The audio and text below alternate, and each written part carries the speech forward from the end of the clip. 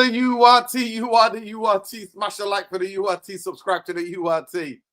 Big up the URT. Manchester United 5, Rosenborg 0. Manchester United 5, Rosenborg 0.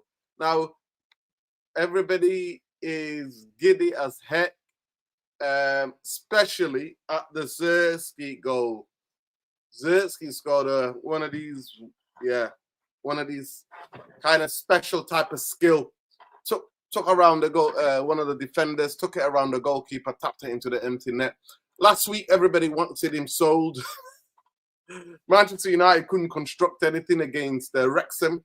I think Wrexham were ahead of us in terms of where they are in their pre-season. And obviously, they made some good signings this season, and they're going to try to go for their league.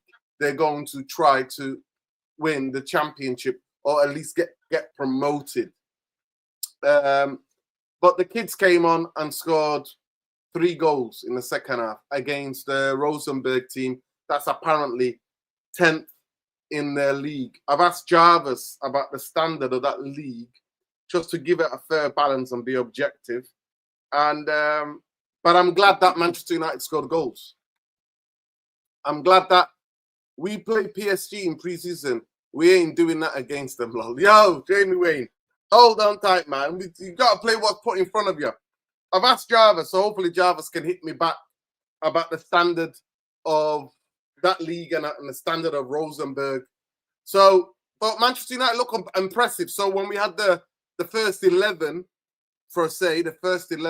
we had Vitek in goal, we had Euro right back, Maguire and Heaven in centre back. We had Luke Shaw, then we had Santos, Mount, and then we had, it was weird actually. We had Dogu on the left. Then at times we had Shea Lacey as a number 10. And at times we had Zirkzee up the pitch. And at times we had Mbermo on the left and, in the middle. And then Shea Lacey going out back wide again. So it was a mixture of fluid kind of formation up front. Really fluid. I must say the passing was a lot crisper in this game. Obviously, another week of training, another week of intense training, and they looked better. They were connecting better, even from the first half, which was, I think, Lacey scored a brilliant goal. Looked good. He looks a bit more stronger than he was last season, for sure. I felt really bad for him in that Brighton game when he got sent off. I think for dissent. Did he get sent off for dissent? But it's one of those things. He looks like, touch wood for him.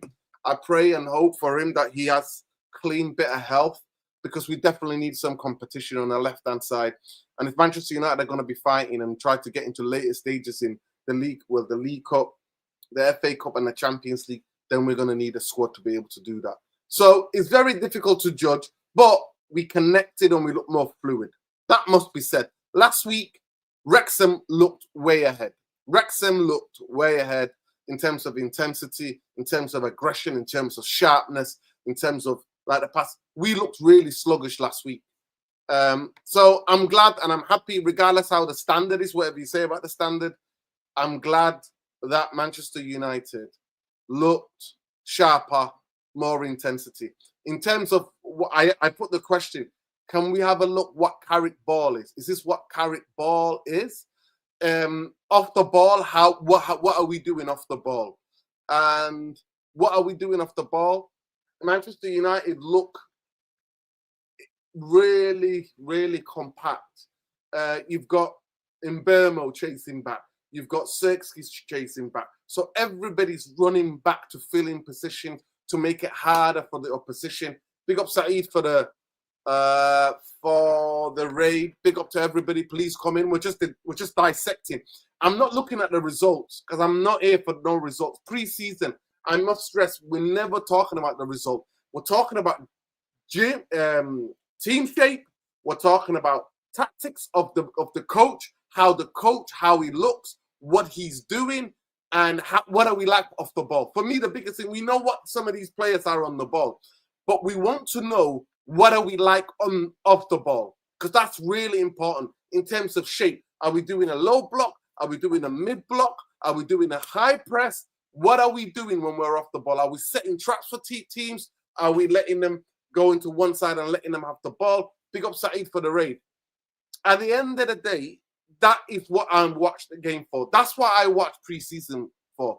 I don't watch preseason for anything else other than what the team shape is. What is the coach? Right? What's Michael Carrick trying to get across? What is Michael Carrick and his coaching staff try to get across to these players? And that is the importance of it. The results don't matter because you ain't getting no points. You're not going through to no second round in whatever cup. The result means nothing. It is good to see that we actually can go to goal and we're fluid in the way we do go to goal. And the youngsters, I think they show that. The youngsters, obviously, they play together. They know the patterns and the way they play. They want to play with each other. And the importance of having fullbacks. Right? So this is what I talk about Manchester United needing 2 new fullbacks. That is what I stress, and that's what I talk about. Manchester United needing new fullbacks. That is why I stress. I can't stress it enough for you guys. Manchester United need, it's essential, Manchester United need fullbacks. Because in this game, when the youngsters come on, it showed clearly by an absolute mile. It showed clearly fullback setting up goals, another fullback scoring a goal. That's what happened. That's where we're at, people. So the importance, even at the youth level or whatever level, the importance of your high energy fullbacks that I can get up that pitch, can give an option to the wide players, it is vital. And that's why I'm happy for the youngsters. Like I said, I'm not going to get too much. I've just asked Jarvis. It probably is at work. Big up to Jarvis. I've asked him what standard is Rosenborg, where they are in the league. And I've just Googled that just before we went live. And I've had a look to say, you know what? They're 10th in the league. The league has just only started. They're not one of the best teams there. They're not Rosenborg. They're not. So at the end of the day, they make substitutions. They're in their season. So it is what it is. It is what it is. But the biggest thing what I was looking for is what are we going to be like when we don't have the ball. Mid-table, there we go. Big up to Khalis from Medina Lassie. Let me just get this super chat straight away. Big up to Adewale. Adewale says, Zetsky, it's good. United fans hate technical players. Yeah, bro, we know that Manchester United don't like ballers, man. We don't like ballers. We like stat padders. We like stat padders. Chido looked like a nuisance. Yeah, well, he's getting there, innit? He's getting to his age, getting that physicality. I definitely think he needs a loan into the Championship or League One to see really. He needs to move away from Manchester. He needs to grow up and really play with men who've got bills to pay. That's what my uncle used to say. You know, some of the youngsters, they need to go on loan. This is my uncle, rest in peace, what he used to say. They need to go on loan. They need to go on loan to go on play in teams where men have to pay bills. What he means by that is that the top flight Premier League players always get paid higher than every other league. So Championship and League One, they don't get paid as much, especially League One. So he would say, get them down there and see what it is when it is serious. You're not babied anymore. You're out of your comfort zone. If you want to make it as a footballer, that's where you need to go. Yeah, the Xerxes goal was good. Xerxes goal was good. But the most important thing for me, what I liked was the fact that the way we were, how compact the team is, how everybody. By the way, Xerxes looks really trim. He looks way trim. He looks really, really trim. You can see it in him. The way he's moving, the speed, the sprints. You can see that he looks really, really lean. And the way that Mbemo and Xerxes and Lacey, they're fighting to get the ball back. They're not just standing around. That is one good thing. And I am hopefully, may that continue. May that continue. If that's what Carrick ball is, I'm on board, people. I am fully on board. If that's Carrick ball, where everybody on the pitch, every player of Manchester United is working their socks off when United don't have the ball, then I'm on board. I am absolutely on board. United fans slugging off players like Pogba, Martial, Casemiro, but crying and turning a blind eye for the passion stat pad merchants who ghost in finals. Well, yeah, let's not talk about that, innit? The more we talk about it, the more we don't. Big up to Khalees from Midlands, Chief Editor, United Real Therapy. Chief Editor, United Real Therapy. Khalees, if you see any quotes, please send us to us ASAP so we can hear from Michael Carrick and maybe some of the players. It sounds like there is an element of possibility around Manchester United. Chances of signing Chouameni, although there has been reports he has agreed contract with Real Madrid. There's a positivity, chances of signing it. I don't believe that, bro. I genuinely don't believe that. That Simon Stone, that does not square with the belief the Spanish club are open to selling him. Yeah, that's Simon Stone, innit? That's Simon Stone. But big up to Khalees from Medina, that's the Chief Editor, United Real Therapy. People, have you liked the video? Let me just do this because I'm not going to do any more polls. I've decided that.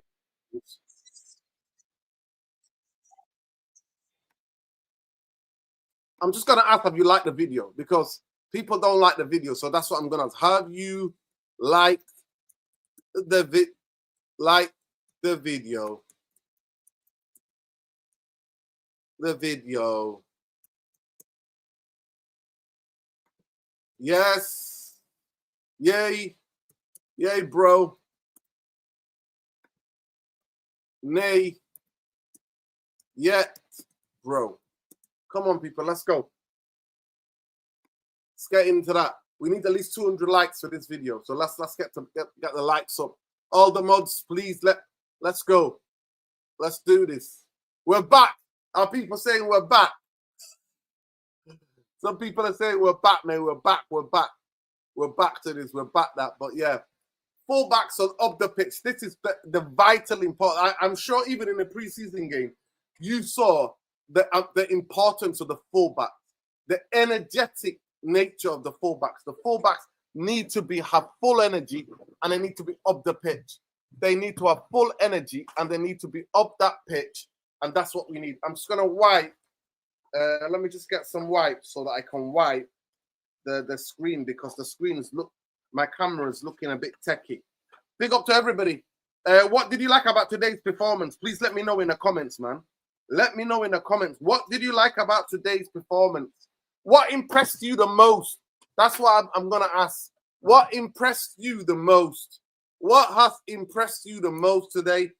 Let me know, please. That's the most important thing I really want to know. Is what has impressed you the most? I'm just cleaning the camera, people, because there seems to be a bit of dust on the camera. So I'm about to get a wipe and make sure that I give it a good.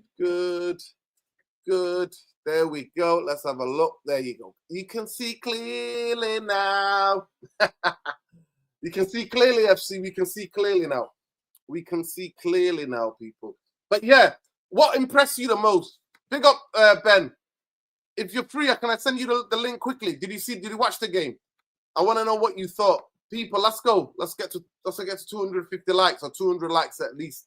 But we had more fluidity in the passing because, like I said, Wrexham were ahead of us, I think, week or 10 days ahead of us in terms of the preseason. Because obviously the Championship starts a lot earlier than the Premier League, or a week earlier. And they looked really to impress, so we struggled. That was our first game. You can do all the training you want, people. Unless you're playing against 11, unless you're training match conditions in training. What I mean by match conditions, like proper full thrust match conditions, then yeah, I'll send it to you. I'll send it to you, Ben. But yeah, it's crazy. I'm not going to be here that long either. You know, I'm only doing a quick short show. But big up to you, Ben. Yeah, it was impressive. You know, it looked good off the ball. They looked good on and off the ball. The passes were connecting. But it's Rosenborg. They're 10th in that league. And I don't know what the standards of that league is. Yeah, the Seagulls, the cameras, man. Sometimes I was watching Seagulls, man. What the hell was going on there? Khalees, I was thinking, what's going on here, man? Honestly, I was thinking, what the hell is going on here? Every minute, it's like Rosenborg is like a seagull town, mate. They might as well call the Seagulls, man. Rosenborg, they need to call it Rosenborg Seagulls, man. That's what they should be called. Honestly, every minute there were seagulls everywhere. Even the Seagulls came to see United, you know what I mean? You've only come to see United. Come to see United. You've only come to see United. Come to see United. That's what we sing, people. If you know, you know. But yeah, even the Seagulls came to see United, man. Honestly, no word of a lie. That's what Manchester United looked like today. Like I said to you, I think playing the other teams will tell us a little bit more. That will tell us a lot more. But we looked all right. I'm not gonna lie to you. We looked all right, and more importantly for me, I'm looking at the way we are, because I want to be fair to Michael Carrick. Michael Carrick came in to a team that was struggling for confidence, and yeah, it was what it was. We controlled the tempo. Lazy being touched by winger, but our press was really good. Yeah, big up Khalees from Elastic. Michael Carrick here. Carrick says clean sheet, some goals, no injuries, good day. Carrick, the 2 games in 2 weeks, I think you can take where we were. We're pretty happy. And the second half, the youngsters players coming on, I thought they were fantastic and played as a team. As a team really well and deserved what they got second half. Yeah. I mean, that's all he can say, really. That's all he can say. But definitely, Manchester United looked sharper than that we did against Wrexham.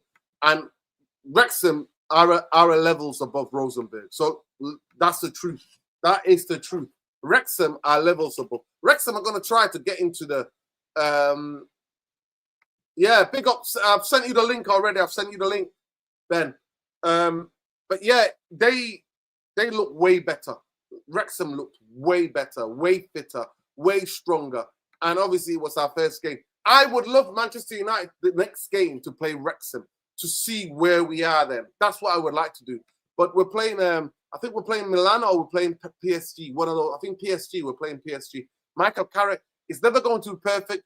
We're 2 weeks in and you're kind of building towards that. So I thought there was a lot of good things. Some of the goals were fantastic goals. Just as pleasing as the clean sheet. Yeah, to be fair, there wasn't a big threat from Rosenborg. There wasn't a big threat.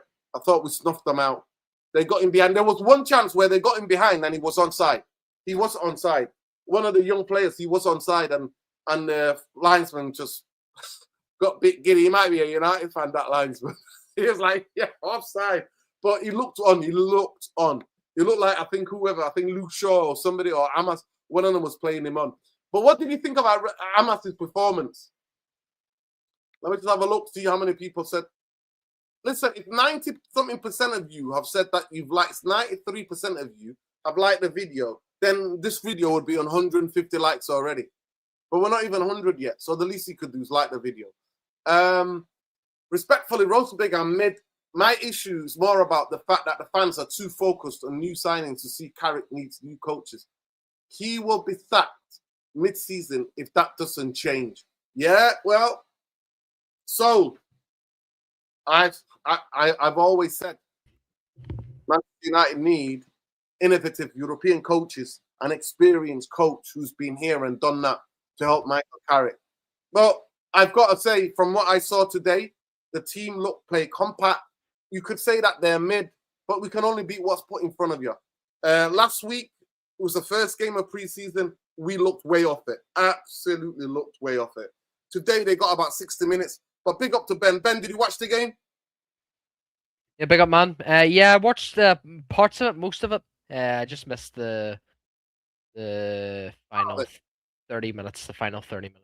Okay, so you watched the first 60 minutes. Yeah. What did you think? Let me just get what Carrick's saying here. It's the best place to be a footballer when you're in the zone, you're confident, and that's obviously my job to get the players in that frame. The senior players at this stage, they're finding a way, but you can see they're in a good place and kind of getting used to having good results over a period of long time. Go ahead, Ben. Go ahead. I mean, it's a pre-season at the end of the day. Obviously, what we want to try and find out is it's all about fitness. It's all about understanding how Carrick wants to play and stuff, understanding how Santos wants to play. But, bro, honestly, we have to firstly talk about Shea fucking Lacey, people. This kid has not been given a chance under Michael Carrick. Has not been given a chance. And yes, people are going to say he's had injuries and stuff. But there's times where he has been available for the academy. He only had a small injury. It wasn't like consistent injuries. And when he had that spell under Fletcher, it was I just knew and see that this kid had something in him. And I still do believe, and I'll die by it. I think this kid has a brighter future for Manchester United Football Club than Amad Diallo, than Brian Mbeumo, and than Mateus Cunha. Why? Because one thing I like about Shea Lacey, yes, he needs to work on his physicality, but he's a youngster. That's the most important thing. But Lacey, the fact he can cut in the inside, he can cut in the outside, his weak foot's phenomenal. He can nick up the play. That's what a winger is always about. That's a proper winger. It actually brought me back like so many memories, bro. People like I remember the last time I spoke about Shea Lacey, he said, "Ben, he's just not ready for first team football. He needs to be sent out alone." Bro, I'm sorry, man. This kid's ready. He just needs to bulk up and be more physical. That's all that's all it is, man. But honestly, bro, he was the bright star in this team, bro. Honestly, like I knew I was getting so gassed when I seen the team sheet and I seen Shea Lacey start, and I'm like, oh my god, I'm finally gonna get to see this kid play again. And what happened? He scored a goal, a beautiful goal. Perfect pass from Joshua Zirkzee, which I gotta commend. Joshua Zirkzee looks like a different human being, completely different human being. He's worked on his physicality. I love that. Benjamin Sesko, we all seen the pictures. Benjamin Sesko, well done, unbelievable. People who are working on their physical side of things. That's what I want to see from football. And obviously Lenny Euro's still catching up. But what I love about footballers is just them focusing on themselves, and that's what I love about it, man. And it's just, bro, this is what I don't understand. Adewale, no, I mean, I don't agree with this, bro. This kid's this kid has been way ready than fucking Amad Diallo when he was at Sunderland, than and at Man United too, Pellistri too, all these other players that we've had in the past, these youngsters. I've never seen a kid more ready than Shea Lacey. And yes, people can say like, Shea Lacey fanboy and all this bullshit. No, I'm sorry. This kid, but not only what the kid can do on the ball, like he keeps it simple. He's not like he's not like one of those players that just he's like a Rashford. He just takes players on. He's all about him and stuff. Off the ball, his work rate is phenomenal, and that's what I want from wingers as well. We have to have wingers that are good off the ball and can compact the midfield. But honestly, what I've seen so far, I mean, the most important thing is people. And look, everyone in the chat's gonna hate me. Everyone's in the chat's gonna hate me. But the facts are the facts. Mason Mount was playing in the 10 today. Okay, Mason Mount is probably out of him and Bruno, the better player when it comes to positional discipline. He knows where to be off the ball. Bruno Fernandes doesn't know where to be off the ball. Now Mason Mount's shocking on the ball, but Bruno Fernandes is somewhat decent on the ball. But this is what I'm trying to say. If Carrick wants to play this way, with obviously Mason Mount, we've seen what Mason Mount can do with obviously the positional side of things off the ball. If we play a 3-man midfield, right, and say Mason Mount will say Sanderberg, and we had Kobe Mainu, and we had Tielemans or Santos or whatever, I'm getting really confident because that style of play that Michael Carrick just produced today, I'm all for it.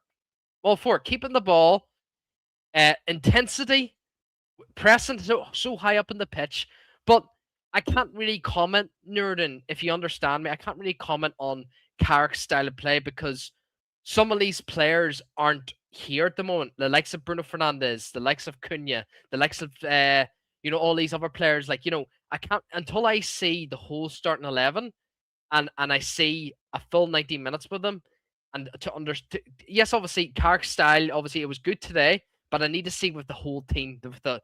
First team, yeah. But I'm so far so good. So far so good. That's what big up people. I'm drinking pomegranate juice with water. Pomegranate juice. That's what I'm drinking. I've never drank alcohol in my life. But yeah, Jim, I'm Mubarak to all my Muslims worldwide. Yeah, happy Friday to everybody else, man. Friday to you, bro. Big up and love people. Big up for people saying where they're watching from. Let me just get this super chat. Oh, beautiful. Uganda, man. Big up to Uganda. Yeah, I hope Carrick sees how much better we are once Shaw and Maguire get taken off the pitch. We need start starting left back, Yes. Euro Heaven, Mass right back, Carrick not playing some of the players who shows if he will make it here or not. Yeah, the biggest thing, the change. Just a comment on Adewale there, like I agree with him 100%, but with Mazraoui as a right back, Carrick doesn't rate him. Carrick does not rate Mazraoui. He rates Diego Dalot. This is why Ruben Amorim wants to purchase Mazraoui because Carrick isn't in Mazraoui's plans at the moment, and I don't blame Mazraoui if he leaves football club. It is what it is, bro. But yeah, big up Adewale. Yeah, big up Adewale. Adewale says here, Lacey needs to start week in, week out for his development. We have Mbemo and Ahmad. Best thing for Lacey's career is to play weekly in men's football, then come back next season and get time. Yeah, I mean, for the what do you games think of that Lacey? we don't have, listen, I've been watching Lacey for years, bro. Like, I remember seeing him as a youth player and going, as soon as he cuts back on that left, it's good night Vienna, mate. Vienna. It's absolutely good night Vienna. But even his right foot as well, Nerd, and do you not think his right foot's phenomenal as well? But what I'm talking about on that angle where he just shifts it, curves his body, and then bend beautiful. it. I mean, yeah, he could do that all day, bro. He can do it all day. He can do that all day. Carrick here saying, I think we're in a good place. 4 weeks until we start gradually getting some boys back from the World Cup as we press, moving in a really good direction to go in. I mean, that's the most important thing for me. I don't even look at the result. Even though we won 5-0 today, I don't look at the result. I just see how the players are combining and how we're playing. That's the most important thing for me to see. Agree. Is that how the combinations and what we're doing. I agree. Santos was pretty good. He was good. Special. He was solid. Yeah, I like players like that. I want our midfielders not to be in the headlines, man. I just need them to get on with their work. The most important thing that I noticed from the game today was that when we lost the ball, the whole team was working hard to get the ball back. The whole team was defending. We did a mid-block. So we can see it now from what we saw last season. Michael Carrick is more of a mid-block kind of a coach, right? He might go to low block in some games, but he's more of a mid-block type of coach. And I think going to low block, unless the last 5 minutes of a game, on a knockout game or in a league game, to me, I think that's all right in the last 5 minutes if you try to hold on to get points or to get to the next round. But that as a main thing, I don't like, me personally. Big up to Blank, by the way. Blank, did I read out Blank's earlier message? No, yeah, I've read it out. Big up, Blank. I hope you're good, man. Appreciate the super chats. Santos is payback for Mount F Chelsea. I mean, look, today what I've seen from Santos, it's promising. But let's not get too far ahead of ourselves, people. We have to. The biggest test is what happens in that first game of in the Premier League. Obviously, I think we're away to Hull City. But yeah, that'll be an intense game, bro. But it's just, do you know what it is? It's the three areas in the pitch. 1 second, Jamie Wayne, send me a message. Send me a message on X. Send me a message. Is it still on X, Jamie Wayne? Send me a message. The three areas I worry about is obviously our defensive side of things for obviously the midfield, the fullbacks. A Bumba. Oh, let me see here. I'm gonna check here now. See if there's anything have been updated. Ornstein has tweeted. Oh, Real Madrid working on a deal to sign Rodri from Manchester City. Club's not yet in talks, but Real Madrid now operating on basis of midfielder joining this summer. Man City still hope Spanish captain stays with or without a new contract. Wow. So that opens the door, people. Well, a lot of bootlickers would say that opens the door for Tchouaméni. But honestly, bro, could be Camavinga. We can't talk about that, people. We gotta talk about it. So Real Madrid are working on a deal to sign Rodri from Man City. But this is weird. Club not yet in talks. But Real Madrid are operating on the basis of the midfielder joining this summer. That's weird. So let's take that back. Real Madrid are working on a deal to sign Rodri from Man City. The club not yet in talks. That's weird. PR, maybe? That's a bit weird, isn't it? The sentence is club not yet in talks. So what are Real Madrid? So Real Madrid are just saying we want Rodri. That's all they're saying. So this is not a Bumba. I'm sorry, this is not a bomber. Big up to Please. Khalifa Medin Lassie. But this is not a please, bomber because if he's saying Real Madrid working on a deal to sign Rodri from Man City, club not yet in talks. Clubs not yet in talks. Yeah.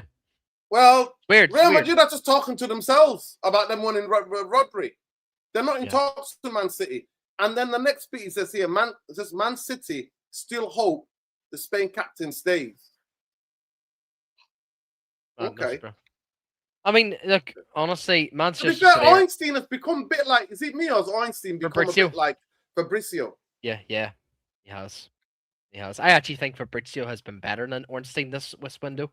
It's crazy how tables have turned. Like, it's really, really crazy. Well, let's talk about it. Listen, let's talk about it, Ben. So the fifth now, let me just give it to it. The fifth now opened the door for Tchouaméni.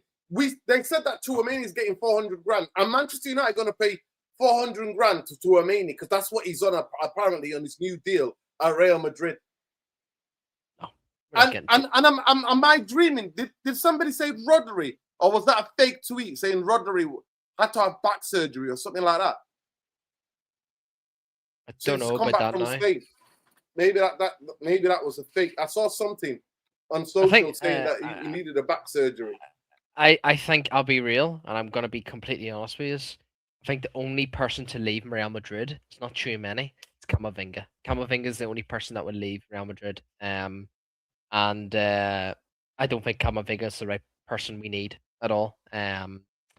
He's not. To me, I just don't like his profile. To me, obviously, Tchouaméni or Zanderberg. Like, I'd probably even go Zanderberg. But the thing is, like, you have to understand this, people. Hello, Tchouaméni's a fantastic signing, but we're in the shit right now. We've signed Tielemans, we've signed Santos. Do you really, really want to go all in for Tchouaméni for 70 or 80 million now, let's say, right? Because I know how Ineos operate. We need two, unless Ineos say we're going to get two more midfielders, two more defensively solid midfielders, I'm all for it. But if we're only going to get Tchouaméni and that's it, that's still not good enough. It's not good enough at all. If they were to get me Zanderberg and a Tchouaméni, then that's a different story. That's a completely different kettle of fish because it's just do you know what it is? The two profiles we've brought in with Santos and Tielemans, they're going to be playing exactly where Kobe Mino is. I'm just like saying it as if we were to bring a Berg or a Baleba or Tchouaméni, like they're going to be playing where Kobe Mino is. So we're having like different profiles, but they're all being played in one position, and that's Kobe Mino's position. So I don't really understand what approach we're taking like with this window, bro. It's absolutely like they're all over the show, and I know you're gonna agree with me on this because we don't know what their plans are, what route they want to take. Obviously, with when it comes to Carrick's system, really as well. Like, you know, it's not really on what I'm not really concerned what Carrick wants to do on the ball. It's more so what we want to do off the ball. Like, are we gonna be compact like we've seen today? It's just questions just need to be answered, Nerden, and I think you can agree with me on that. So listen, this is mad. So I'm gonna bring this in. So this is why I feel this is not a bomber because I really want to share this with you because I knew I wasn't dreaming about this. So look, listen to this. Look at this. World Cup winner Rodri will have surgery on back issue on Monday. Oh, BBC, but Nerden, don't trust the BBC. No, come on, man. No, but this is everywhere. This has been everywhere. That's what I'm saying to you. I remember seeing it. The Spanish captain, he had surgery on Monday. That he needs a holiday. He needs to rest, recover. Then we're back with us. The Italian coach said, "Yeah." So this is what Maresca's saying. Now surgery on Monday. So if he's having a back surgery, how is he signing for Real Madrid? It don't make sense to me unless they're signing him on the intention that he's going to be all right from the back injury. Yeah, true. So then, and this is Maresca talking about around big players. So Maresca, to elaborate, Rodri might return through. He did miss a speculation around Spanish future at Etihad following reports in the past week linking him to Real Madrid. Around big players, there's always speculations. I'm not worried about that, he said. I think it's normal also because Spain won the World Cup because He's one of the best players. I think every manager wants to have a Rodri because he's a top player. Of course, the players still, to return to Maresca said, they expect to have them in the squad 3 or 4 days before Man City face the Premier League champions Arsenal for the Community Shield. So he's talking about other players. So it don't make sense to me, people. Doesn't. It's not making weird. sense to me. It might be making sense to you lot, but it's not making sense to me. It's really not making sense to me. Jamie Wayne, I've sent you the link. Can you hear me, man? Yeah, I can hear you, bro. Loud and clear. Can you hear me? Yeah? Can you hear me? Yeah. Yeah, big up. So, listen, that's not a bumper to me because the player's injured. Thing is, Nerd, I'll be honest with you. Like I really couldn't give a toss if Rodri goes to Real Madrid or not, man. Like at the end of the day, we just need to focus on ourselves. This one thing I hate about fans at these days is they focus on every other club instead of us. Like focus on us because that's just basically you're just basically gaslighting us once again, just like what these fucking vultures do, bro. Honestly, the fact that we haven't addressed the full backs, we haven't even looked at the centre back, we haven't even looked at I mean, you could say what you want about a left winger, but down the line, we still do need a left winger, man. And we're now approaching the end of July, people. We're approaching the end of fucking July. In 2 or 3 weeks' time, we're playing against Hull City away, bro. And we've only got 2 signings in. Yes, people are going to say Ineos have done well in terms of silencing like the media, like not being linked to players. Because I'll be honest with you, I did not expect Tielemans or Santos to come. But I'm sorry, we have to do more. It's 24th of July. There's players out there. If you're focused on what Rodri's going to be doing in terms of if that opens the door with Tchouaméni, if that's going to take a few more weeks, just go and get Sanderberg. Go and get Sanderberg. He wants to leave. If not, obviously, I don't think Baleba is the right answer. I think Sanderberg is the perfect fucking profile. Or Manu Kone. Just go and get both of them. We need 2 midfielders. We still need 2 fullbacks. We need 1 centre back or maybe 2 centre backs because remember you were saying 2 centre backs on the Mandem talk. And then we need a left winger. But see the fact that people are saying, our right hand side's a wee bit weak, with Bryant, bro. I'm actually really confident with our wingers because we've got Shea Lacey there. But the fact that we've still got Diego Dalot, I don't want Mazraoui to be thrown under the bus by Michael Carrick. No, Mazraoui deserves to stay at this football club over Diego Dalot. Diego Dalot and McDonald's and Luke Shaw, he needs to fuck off. They need to fuck off out of this club for good and just start somewhere new. If you can't get Lewis Hall because Lewis Hall just sold Tonali, go and get Truffart. Go and get Baldy from Barcelona. Go and get any of these fucking players. Just any of them, like even anyone outside of the fucking Premier League. With right back, I'm sure there's some really good, solid right backs in this world that would love to come to Man United, man, bro. Honestly, it's just we're just moving too slow, nerd, and I know and I understand your concerns. Like I watched the Mandem talk, and I honestly it was madness, bro. People actually giving Ineos props by look. It's a good thing they're taking their time, bro. It's not. We're in fucking July. We're 3 weeks, We're 3 weeks. We're 3.5 weeks away from this. This guy, big up songs, by the way. This guy has no clue, bro. You keep licking on Sir Jim's fucking boot. Let me just get this. Big up, Mr. Perfecto. Says Rodri requires minor surgery to reduce back pain. Oh, okay.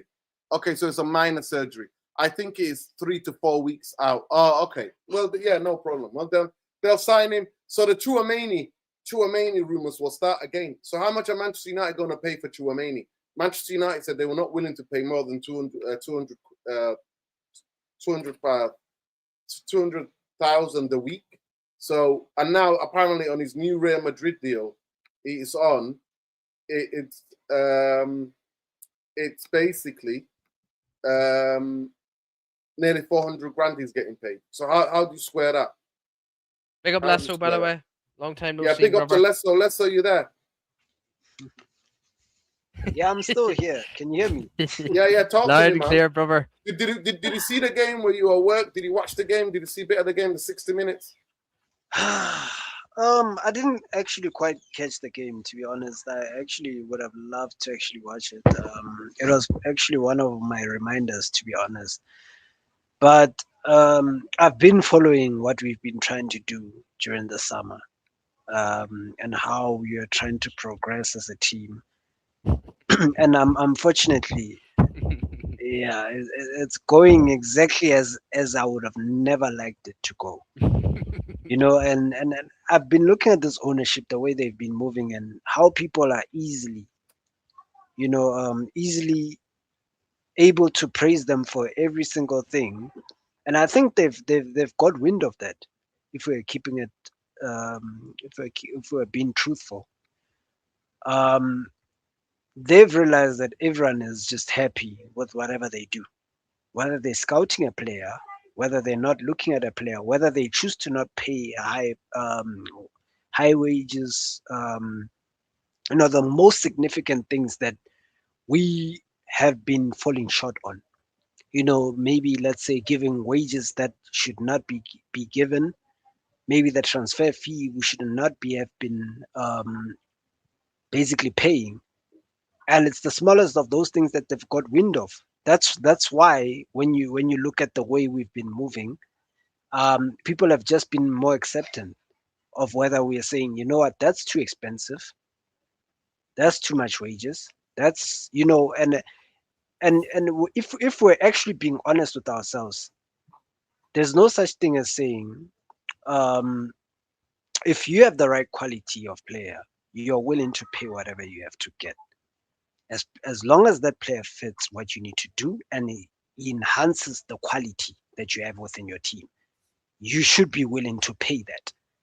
Now, if it's a player that you do not have any plans on what you need to do, or how you're going to integrate this player into the team, then yes, I agree with you not overpaying, because obviously that's going to yield the past results that we've gotten with our previous players.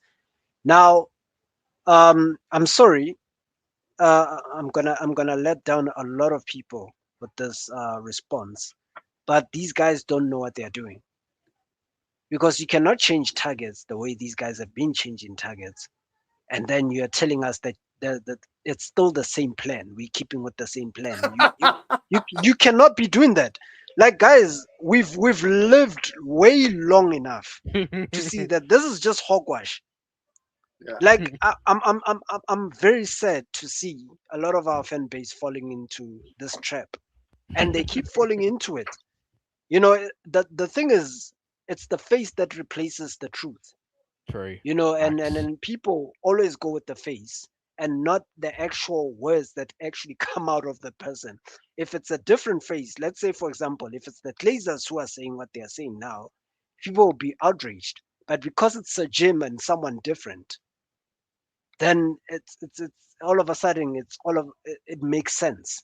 Like, how do we come into that conclusion all of a sudden, and we think that, it's different faces, different ideologies. No, it's the same thing.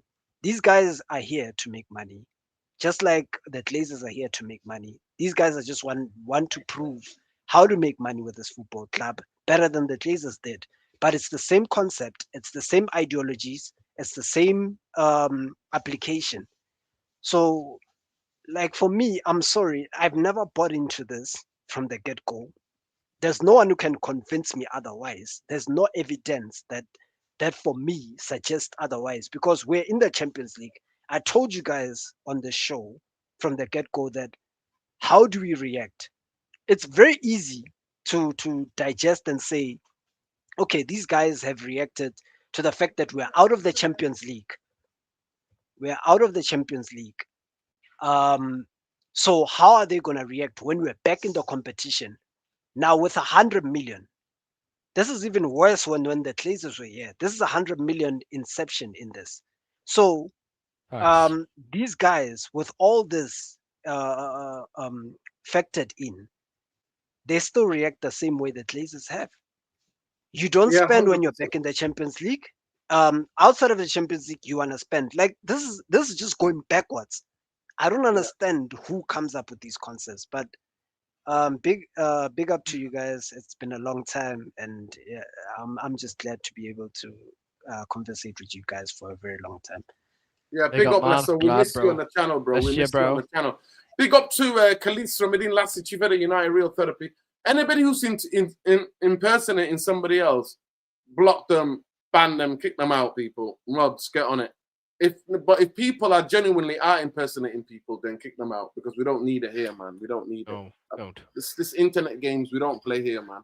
Here is freedom of expression. You can share whatever you want to share as long as you keep it respectful. You can have an opinion. You can be passionate. We can be happy to disagree with people. No problem. Chief Editor, United Real Therapy. By the way, those people who getting offended about the bootlicker, me and Ben are bootlickers. We're bootlickers, and Yeah. who want to get the Glazers and Ineos Yep. out. I would That's do what we are. We will anything bootlick in my anybody who's power. there I to us would. to get the Glazers or Ineos out. Yeah. That's what we want. So it's just it's a turn of phrase, people. Don't get too offended about it. Ain't that too serious? But yeah, I've just read the article. Big up to Khalees from Medin Lassie, and player. Rodri's going to Real Good Madrid. player. Yeah, Really good player. Rodri's going to Real Madrid. Rodri's going to Real Madrid because in the article they've got a quote from Rodri where he says, "Yeah, I want to go and play back in my country and Madrid." Yeah, he was like, "Yeah." So looks like it is a bomber. Even though I was skeptical because he had a back injury, and now big up to Perfecto. We've got this here. By the way, people, we've got 80 more likes. 80 more likes is needed. 80 more likes is needed, and we've reached our target, which would be incredible and amazing. Come on, people. Manchester United don't win 5-0 any day. Come on. Just do it for the Xerxes goal. Hit a like for the Xerxes goal. If you like the Xerxes skill, just do it. Do it, people. I don't care what level is the game. I don't care if United were playing Sunday League. That was still a skill. Come on, people. So, we scored 5 goals. 5. I've got 5 on it. God, I'll never forget that, man. I'll never forget that. Big up. So, yeah, I read the article. It is a bomber. Basically, on the article, they quote Rodri. So now, get ready for the Chouamani rumors overdrive. Get ready for the Chouamani FC. And as somebody said before, honestly, I don't know who said it, but they want Chouamani. Manchester United need to sign a big player like that. Well, what they call it, Chouamani. They want a Chouamani signing for the Amazon documentary. And don't take that away from them, people. I'm telling you. Do not be shocked. Because they need a shiny toy they can push in front of the cameras for the. Do you think the Amazon are filming as we speak right now, the preseason? Do you think they're filming now? Do you think they filmed that today? Do you think that's part of Amazon? Of course they are. Of course. Wait, we know this, Nerdin. It was the exact same with the Arsenal situation too. They need it for the money, Nerdin. They need it. The marquee midfielder. Oh my God. Oh By the way, I'm not gonna lie to you. I hope he comes and he does well. But I'm not a big fan of Chouamani. You know that. I've never rated Chouamani. I know, man. I've never rated Chouamani. I'm not a big fan of Chouamani, to be fair. But that's but that's why I would love, because with the 2 signings we've purchased so far, it doesn't solve anything, and unless we buy, because what happens if Chouamani gets injured? Who's going to be our backup defensive midfielder? We have to purchase 2. Sanderberg and Chouamani are available, or Chouamani and Baleba, or Chouamani and fucking what do you call that fucking brother from Bournemouth? Alex Scott, bro. There's so many out there, man. And honestly, it's just mind blowing. And do you know what's crazy? The biggest embarrassment was, there's fans out there, there's content creators out there that say they despise the Ten Hag inners, the Ten Hag army. They despise the Amram inners, the Amram army, like they're the worst kind. Brother, do you know who the worst kind? The fucking Ineos army. They deserve shit. Honestly, they deserve shit because what they've been doing, because we've been gaslighted this whole time. Yes, manager inners are bastards. They're complete bastards. But brother, these lot just need to get a fucking grip. These are the people I want to be targeting so much, man, because these lot have just ruined our football club completely. Because, yeah, obviously, there's only so much we can say about these owners, but it's the fucking fans now. We have to look at the fans. The fact that we've had no protests yet, Norden, for what, when was the last time we had a protest? When was it? And as I watched your last video, Nerdin, you mentioned about the season ticket holders. What the fuck is that all about? I don't understand. They've increased the disabled fucking pricing and all this shit, for season ticket holders to increase the Saeed's season ticket holder as well, bro. They're just trying to get every bit of money as they can just for the stadium and for Big Jimmy to go back to Monaco in his new Lamborghini, bro. Honestly, it's just mind blowing. Yeah, Just people, if you can do me a massive favor, please, can you go to the video on the channel that I recorded about what they're doing to the fans? Please make sure, I beg you, you hype that video. Please hype that video. I beg you, hype the video. More people need to see that video. I broke it down in 11 minutes. So please go to that. Go to United Real Therapy. Go to the video section and hype the last video I did about what the club's doing to the fans. Basically, they have sent threatening letters to a lot of supporters, and have basically said that they're taking back season tickets because they believe that the fans are ticket scouts, which is a complete lie. Majority of Manchester United fans are not. The biggest ticket outs at Manchester United is the actual club. It's the actual club. It's the actual club. Gabriel, JJ Gabriel with his Manchester United number 77 shirt. Okay, great. Hype that video. Hype the video. Let me show you the video. Let me just quickly show you the video that I'm talking about. It's the first time ever that majority of Manchester United fans have all come out against. They've all come out against basically the club. All of the fan base united. It's the only ever time the whole fan base has been united against the club. The only time. The only time. So the least you could do is this video that I'm talking about. Let me just share it with you. Let me share it with you. Let me share it with you, people. So the least you could go and like this video.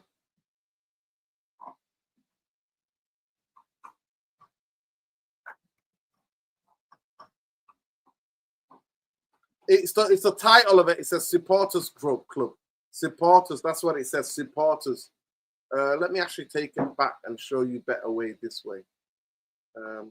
Excuse me today, people. My internet is a bit slow. I don't know what the F is going on, man. I don't need this.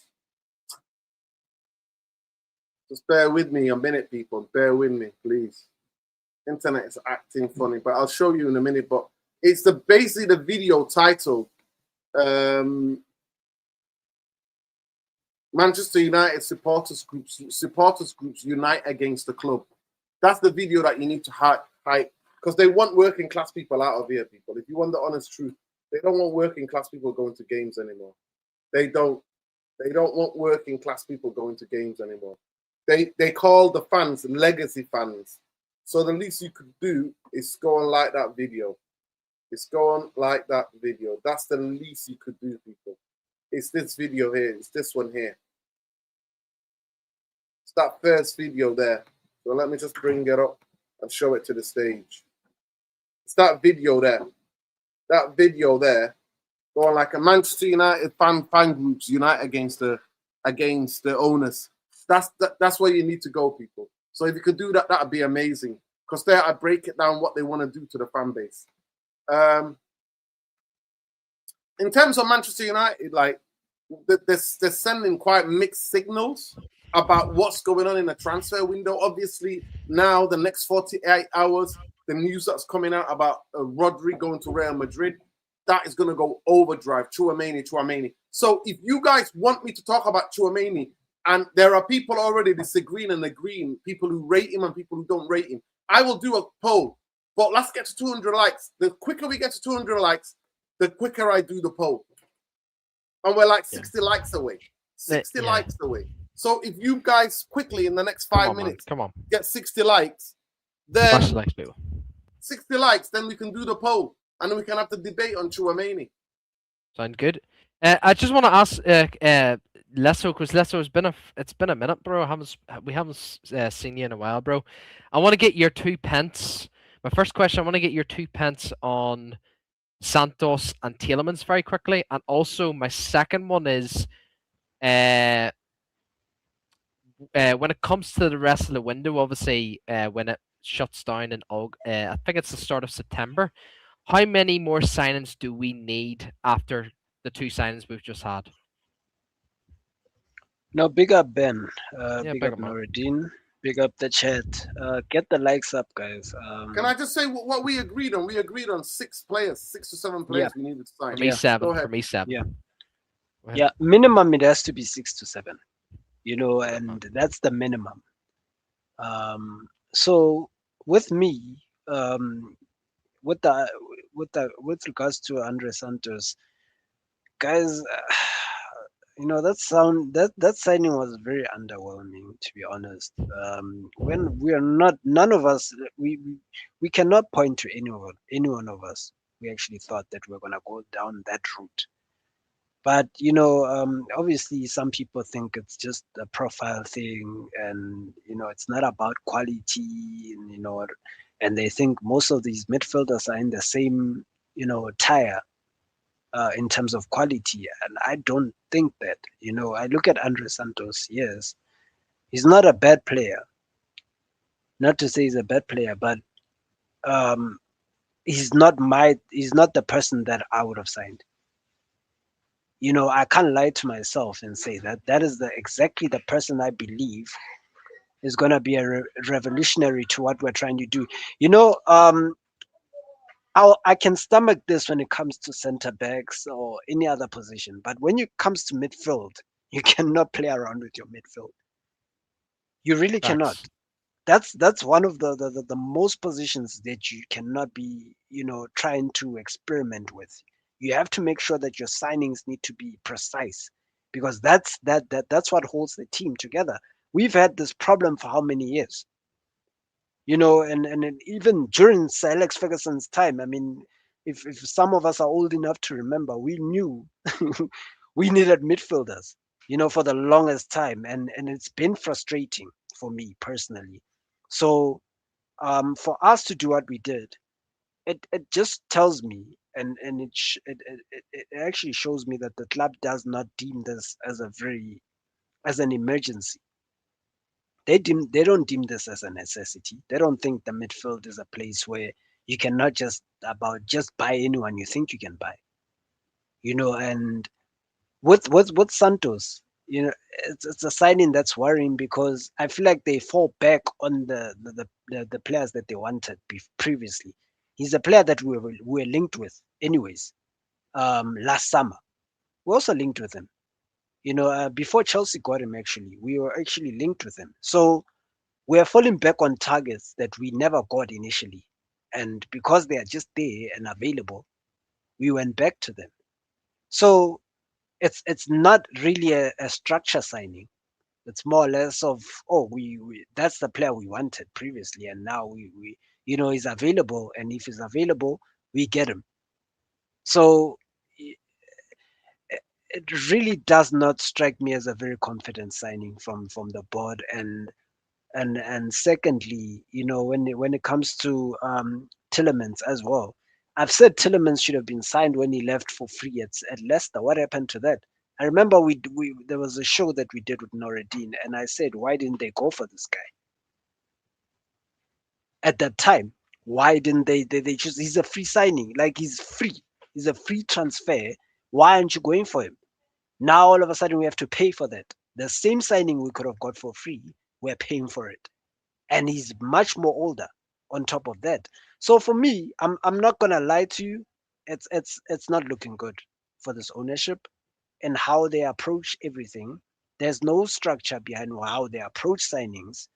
That they don't know what they're trying to do. Basically, they're just trying to see and look good and say, look, even if this guy flops, we didn't spend so much money. That's the excuse in an advance. So um, I like both players. It's just the manner and how they were signed that I don't like, because how we're trying to fit them. That's the most important part. It's not about the names. I've said this. It's not about the names, but it's how you're trying to integrate these players into your team. If you did not have a plan to integrate any of these players, then it's pointless what we're doing here. It's a pointless exercise. and sadly, fans are very happy with these signings, but they don't know what the plans are with these signings. That's the Man United way, unfortunately, and it has been for so many years, and it's an indictment on the ownership. It always goes back to that. Um, what was your last question besides those two Uh, signings? the how many more signings do you think no, not what, and like how many do you think Man United should go, but how many do you want? How many more Okay, signings do you think? I think we still obviously need that center back position. Was Okay. I've said that we need a center back. You know, we've got injury prone center, and you know, I've always said this, that in order for you to sustain a challenge or at least win a league title, you need to have a center back pairing that you can depend on. You have to build a partnership. Every team that has won league titles, you know, over the I just want to years, say, they pick up the Haitian King, by the way.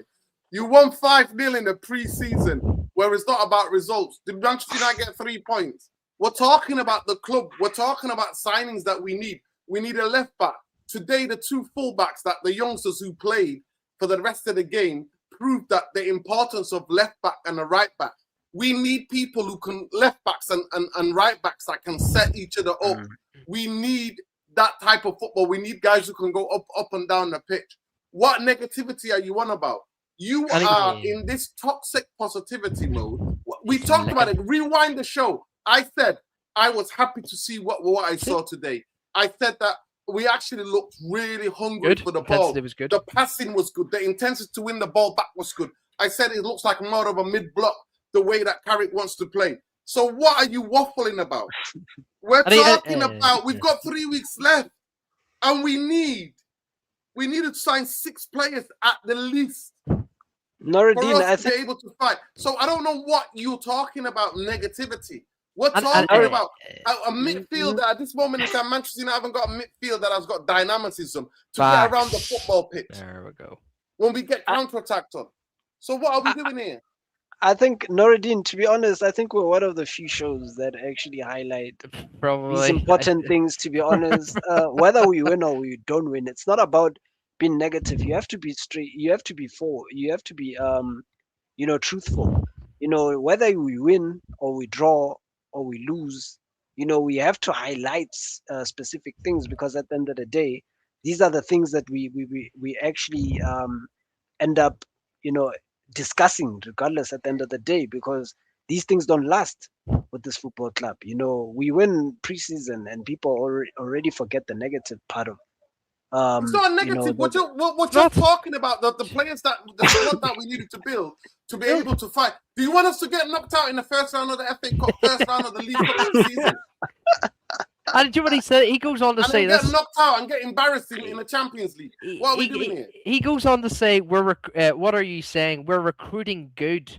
What the fuck are you saying? We will get top 2 this season and a trophy. What? Shut up with this gay negativity shit. Bro, that's all I need to hear. The fact that this guy thinks that we're going to be second or first or win the league, that's all I need to say. That's all I need to see. That's all I need to say. But say about this guy, man. Honestly, do you understand what pre-season is? Big up to you, by the way. I was happy for Haiti in the World Cup, by the way. Carrick is class. We beat all the top teams. We are smoking. Yo, the Cubanas, you're smoking too many Cubanas, mate.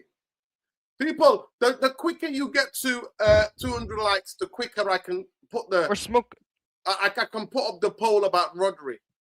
We're smoking Sir Jim's rear end, for fuck's sake, these days. Fuck's sake with these fucking fan base, honestly. Fucking joke. We got third as we play 1 game a week, and Carrick came in late through the season. It wasn't a full season of the Carrick. Yeah, there's got to be some things. Negativity, because fans are not confident with the current signing, unless they are Chouameni, Blaber. No, it's something that actually some of the fans do not want Chouameni. Yeah. And I'm like, Sonali's not worth 100 million, actually. If you've been watching this, Nekrit, if you're watching this channel, I said Mateus Fernandes is not worth 85 million. Tonali is not worth 100 million. Tchouameni is not worth 80 million either. He's not. So I don't know what you're talking about. It's not negative. Negativity is that Manchester United have got to sign another 4 players, and we've got 3 weeks, just under 3.5 weeks to do it before the season starts. Yep.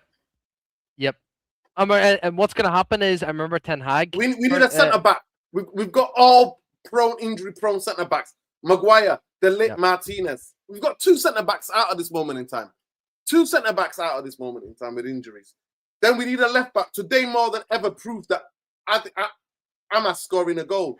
The right back setting up a goal. We need full, proper, the football that Carrick wants to play. We need fully automated, mobile fullbacks that can get up and down that pitch. Do you think Luke Shaw is doing that with accuracy or being calm under pressure and passing the ball across? No, they're not.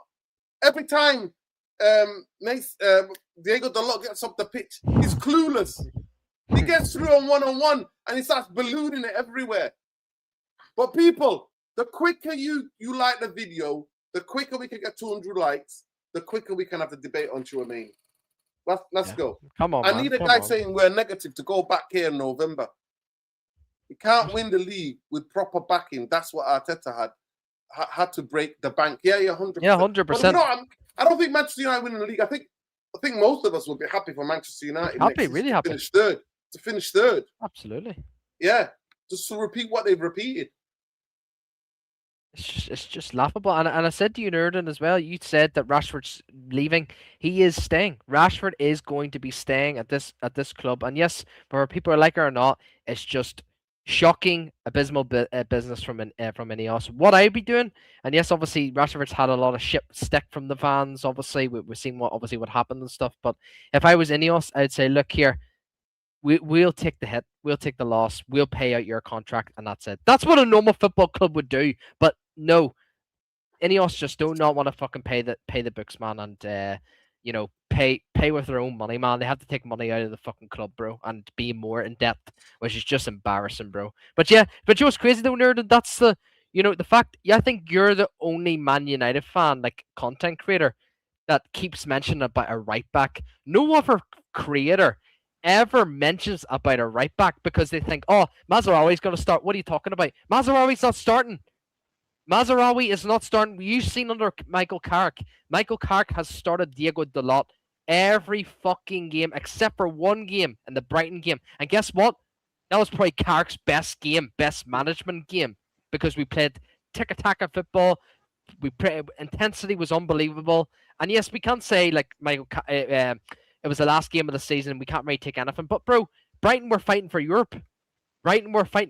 And we shut them down, bro. And it's just mind blowing, bro. Mind blowing. But yeah. Yeah. I mean, it's what it's. Go ahead, Blesso. Go ahead. Yeah, I firmly agree. And I did say I was about to actually mention that the 2 full-back sides need to be sorted out in this window as well, besides the center back. But that's just not gonna be possible with the way we've been moving, anyways. I've always said I've never. Why is it not possible? Why is it possible for other clubs and it's not possible for Manchester Yeah, United? but Noureddin, once we secure Champions League place, you know how we move. Yeah, we don't spend money. The that's price also is the same whether it's yeah, Ineos or Glazers. Yeah, it's quite obvious how we move. So I was not really. Yeah. I'm not gonna lie to you. I was not optimistic, and people enough. called me negative and said I was a fake fan, and it's fine. But based on the evidence that I've been seeing for many years, I know how these guys move. So it was always gonna result to this, and well, again, I did not want to be proven right. By the way, it's people think that you're here to want to be proven right. No, I want these guys to prove me wrong.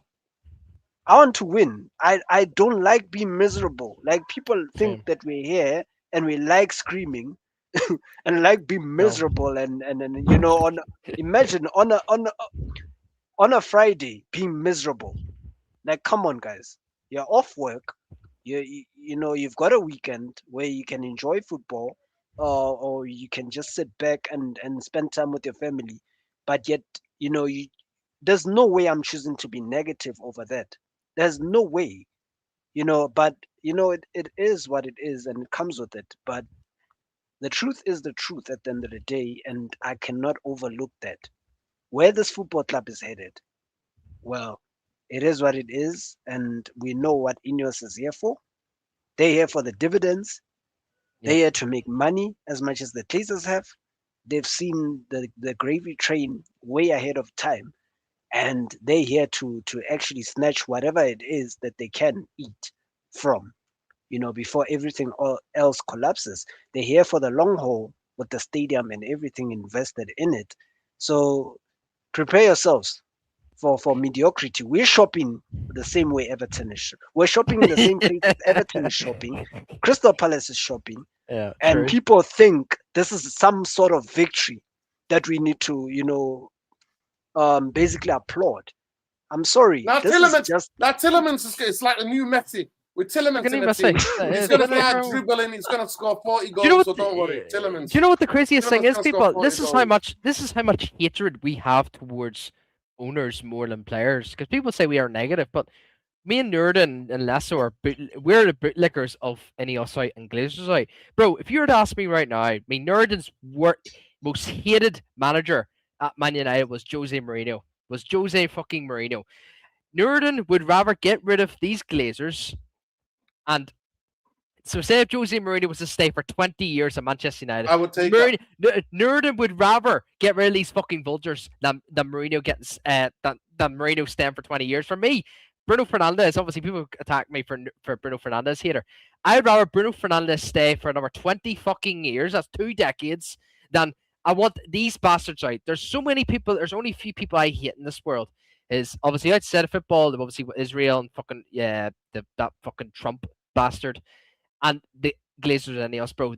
These lot, I've just so much hatred for them, because it's 2 decades of my fucking life of supporting this fucking football club, bro. That's just gone to waste because these lot have just put us down the toilet, man. Honestly, and the fact that I'm seeing fans just back at why couldn't you not give credit to any of us, bro? I don't. The whole credit situation is done. It's completely done. The minute I seen that racist fucking public tweet from Sir Jim Ratcliffe, the racist fucking tweet, I had enough. I can never ever forgive or give anyone any credit at all for someone who's fucking racist, bro. I am so fucking sorry, man. And people can say you're just negative, you're just a hater in general, bro. I cannot accept anyone in my life who's just been racist and also an American family that's took 1.3 billion pound in debt, plus the Ineos, because Ineos have took dividends as well. I cannot accept them as human beings, man. I'm sorry. There's only so many people I hate in this fucking world, and it's them. I just hate them. Honestly, it's just fucking mind blowing. It's far from fucking Carrick. It's far from Ruben Amorim. It's far from Ten Hag. It's far from Bruno Fernandes, Maguire. These lot just give this. Honestly, they make my life fucking hell, mate. Just make my life hell because it just saddens me the amount of like players and managers coming into this absolute shithole of an environment, shithole of a Zionist ownership. It's just mind blowing, bro. And the fact that people like back them so much, it actually just questioned me saying, right, if you're backing Sir Jim Ratcliffe's plans so much, then why the fuck are you backing his racist comments? Why? Why? And yes, people are going to say that no, that's too different. No, no, I'm sorry. Ineos is Sir Jim Ratcliffe. It will always because he owns the fucking business. So it's the same with Lamine Yamal. Lamine Yamal held that Palestine flag. It was beautiful in the Barcelona parade. But why the fuck is he being a fucking advertisement for McDonald's? McDonald's is a Zionist, a big Zionist supporter for Israel. So I just don't understand what some of these fans are, you know, what goes through into our heads sometimes. It's just mind blowing, bro. That's how much hatred I have for these people. And yes, I don't want to be. Same with Lesso. I don't want to be angry all the time. My most anger is coming from, and most energy is coming from these fucking vultures, bro. Yeah, obviously people can say Bruno Fernandes and all that stuff. Yeah, obviously I don't like Bruno, but I've always said every fucking show, every time, Bruno Fernandes is not my biggest issue. These vultures are killing me. They're literally draining my fucking soul and draining every fucking ounce of energy out of me because they're just killing us, bro. They're killing us. And they're killing Nurden. They're killing Saeed. They're killing every season ticket holder and disabled ticket holder out there in the world. Yeah. It's just shocking. I mean, the elderly, the young kids, and embarrassing. disabled fans have to pay premium. Let me just say this. It sounds like there's an element of positivity around Manchester United signing Tchouaméni, although there's been reports he agreed a new contract with Real Madrid. That does not square with the belief the Spanish club are open to selling him. Simon Stone, club brief panel. Big up everybody. Yeah, Tchouaméni's story is going to go crazy and crazy and crazy. It's not going to stop people. So get ready in the next 40 to 72 hours, Tchouaméni, because on that article I just read that Khalees Ramadine Lassie sent me, it literally said that he wants to go back to Spain. And Perfecto, who hit us with a super chat before, let us know and said, it is Rodri requires the minor surgeries to reduce back pain. Yeah, I think he'll be out for 3-4 weeks. So that means then they've already agreed terms with the player. And it's about how much Man City want to get. I don't know if he's, I don't think that he's not got that many years left of his contract at Man City anyway. I expect Delap to play Dumfries in the new season. I expect Delap play like Dumfries in this new season. Boy, oh boy, you're holding your breath, bro. Nah, today to me showed having proper look. Did you see the difference between Amas being in the team? By the way, who came off? Maguire came off. Who else came off? Maguire and Euro. Was it Maguire and Euro? Euro. Maguire. So we had the kid who played right back. Then we had Amas. Yes. No, it was Maguire, Shaw. Maguire, Shaw. No, it wasn't. It was Maguire and Shaw that came off. Yes, it was Maguire and Shaw. Then we had Amas as left back. And then we had Lenny Yoro and the other kid playing right back, if I'm not mistaken. Somebody correct me if I'm mistaken. But the two fullbacks looked phenomenal for me. They looked better. We looked better. We look so. The two youngsters up and down that pitch, mate. They look so much better. You look at the goal. Look at Amos's pass to Zerski for that goal. Beautiful. It's like a 1-2. He finds him, whips it back in, boom. That's what that was. But yeah, people, I hope you're ready for your ears to be the banging on about Tchouaméni. I've already put a tweet out there. Those of you who follow me on X, I said some people are saying, is this the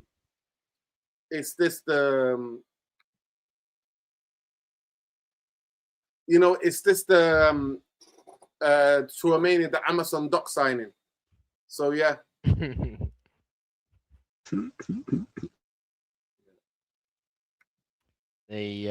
Honestly, bro, like if like, do you know what's crazy? I really can't wait for the season in terms of out of the youngsters. I just can't wait for Shea Lacey, man. Honestly, I just can't wait to see him play, bro. And obviously he's not going to be starting a lot. I know that. I don't think Carrick rates him enough, but just to see him play today, man, I just hope Michael Carrick sees something in him, bro, because he needs to be starting. No, not starting, just like competing. I don't want Shea Lacey to start people. I want him to compete against these, against Mbeumo, Cunha, not Cunha, sorry, Ahmad. We want competition. And it's the same with if Diego Dalot was to leave, we want someone to compete with Mazraoui. Same with whoever our left back's going to be, whether it's going to be Dorgu, whether it's going to be Lewis Hall, whether it's going to be Troffart from Bournemouth. Bro, I just want competition all around, bro. And where we've lacked competition is our fullbacks, our centre backs too, because obviously Maguire and Heaven and Euro being fit, even though they've had major injuries in the past, we don't have enough competition all around, bro. We don't. The only place I'm actually really confident is our attack. I actually don't think we need any more attackers this summer.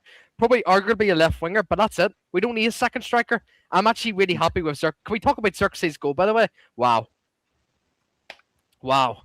Unbelievable. Yeah. That's so you should see. But it's funny. some of the fans wanted him out last week, and it Man, was that's Wrexham true. who are a week ahead of us, and because we couldn't get a hold up the ball or couldn't connect. But today we connected better, even though it is a lower standard. To me, they're like League Two. The way they were playing Rosenborg today is like League Two. They're mid-table in the Norwegian league, and we could caught them on a bad day. But at the end of the day, you have to play what's put in front of you. Facts. I thought that off the ball we were superb. Off the ball we were superb. Manchester United really compact, winning the ball back, everybody working. So if that's what I'm on board, I am on board with that. Yeah, it was cold. Yeah. But Nerd, if you're on board with it, that we have to understand as well. The difference between Mason Mount and Bruno Fernandes in the 10 is night and day. It's completely night and day because Mason Mount's very well actually, Mason Mount wasn't in a 10 though, was he? He was just in. But they were both being a hybrid. It was Xerxes and Mount they're playing more of a hybrid. So Mount would go up, Xerxes would come back. Xerxes would go up, Mount would go back. So that's what Carrick realistically played a midfield three in a way today, in my opinion. But we just need it. We need to understand how Bruno will operate in this team. That's the most important thing. Definitely. And how that number 10 operates. The number 10 is so crucial in this system, and the fullbacks and the number 10. Let me get your both honest opinions. Lester, I'll go to you first. Do you rate Tchouaméni? How much do you rate Tchouaméni? Are you a big Tchouaméni fan? Do you watch Real Madrid? Do you watch La Liga? Yeah. No, definitely. I do watch La Liga. I do like Tchouaméni, but for me, it's the context that's the most important. How do we fit him in? What we are trying to do?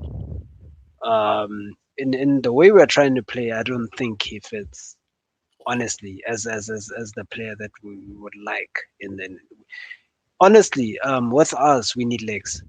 We need we need people like Carlos Baleba. If you look at Carrick, the way he wants to play in the midfield, he probably wants to play with 2 8s, and those 2 8s will interchange in who. Both those 2 8s need to have legs. They need to be midfielders that can bump up and down and be able to actually contribute in defensive work as well. So I don't think Tchouaméni fits in that category. And looking at the midfielders that we presently got or presently have right now, I don't think he fits in that mold.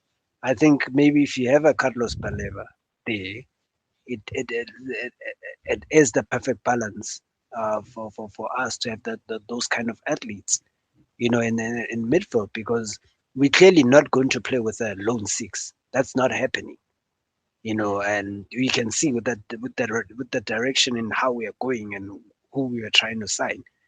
We're not playing with a lone 6. We're gonna play with 2 8s. So we are not going to play with the traditional 6. So it's possibly going to be 2 8s who can get up and up the pitch and down the pitch just as quick. And so that's how I think then our next signing is going to shape up to be. It's going to have to be that player. I don't see us getting anyone else aside from a player that plays that kind of role. So. Yeah, I think that's pretty much it from my side. How I evaluate things, and how we've been moving. Not the way, obviously Carrick. No one knows how Carrick really wants to play, but based on evidence, and the type of targets that we're going for, that's exactly what we're going for. Like, he does want to play with the 2 8s. So there's no room for a traditional 6. Where it's going to be a lone 6 who sits back and then everyone else progresses forward. And considering that we've got Bruno Fernandes, we're trying to accommodate Bruno Fernandes, who vacates the midfield. Never mind that. So you have to always have 2 midfielders present. Otherwise, you're always going to be overrun. So that's what we're trying to overcompensate for. So it's obviously that our targets are going to be aligned with those 2 8s, and who we decide to go for, I think it's up to the football club now, because obviously, we're not getting rid of Bruno. That's the club's decision. They've decided a long time ago that this is an asset that cannot be disposed of by all means necessary. So he's an integral part. He's actually been talked of in terms of getting a contract extension, so he's not going to go anywhere. Sorry, I mean Ben. I know Ben, you wanted him out as much as I did as well, but he's not going anywhere, especially with talks of contract extensions, ringing about. But all in all, I think it's the 2 8s that Carrick is going to set up with, because he knows that Bruno ultimately is that midfielder that vacates, and he's willing to sacrifice that. That's why he's going with the 2 8s. Yeah. I mean, for me, I mean, everyone should know about me what I think of Tchouaméni.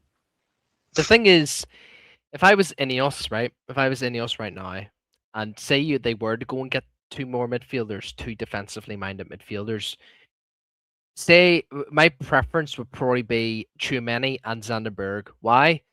Two of them are both different profiles of players. I think I see Tchouaméni as our Matic, who he just sits back, he just lets everyone do the work. He'll do the dirty work off the ball. He'll cover the ground, whatever it is he needs to. He'll bring the ball out from the back out of our first phase.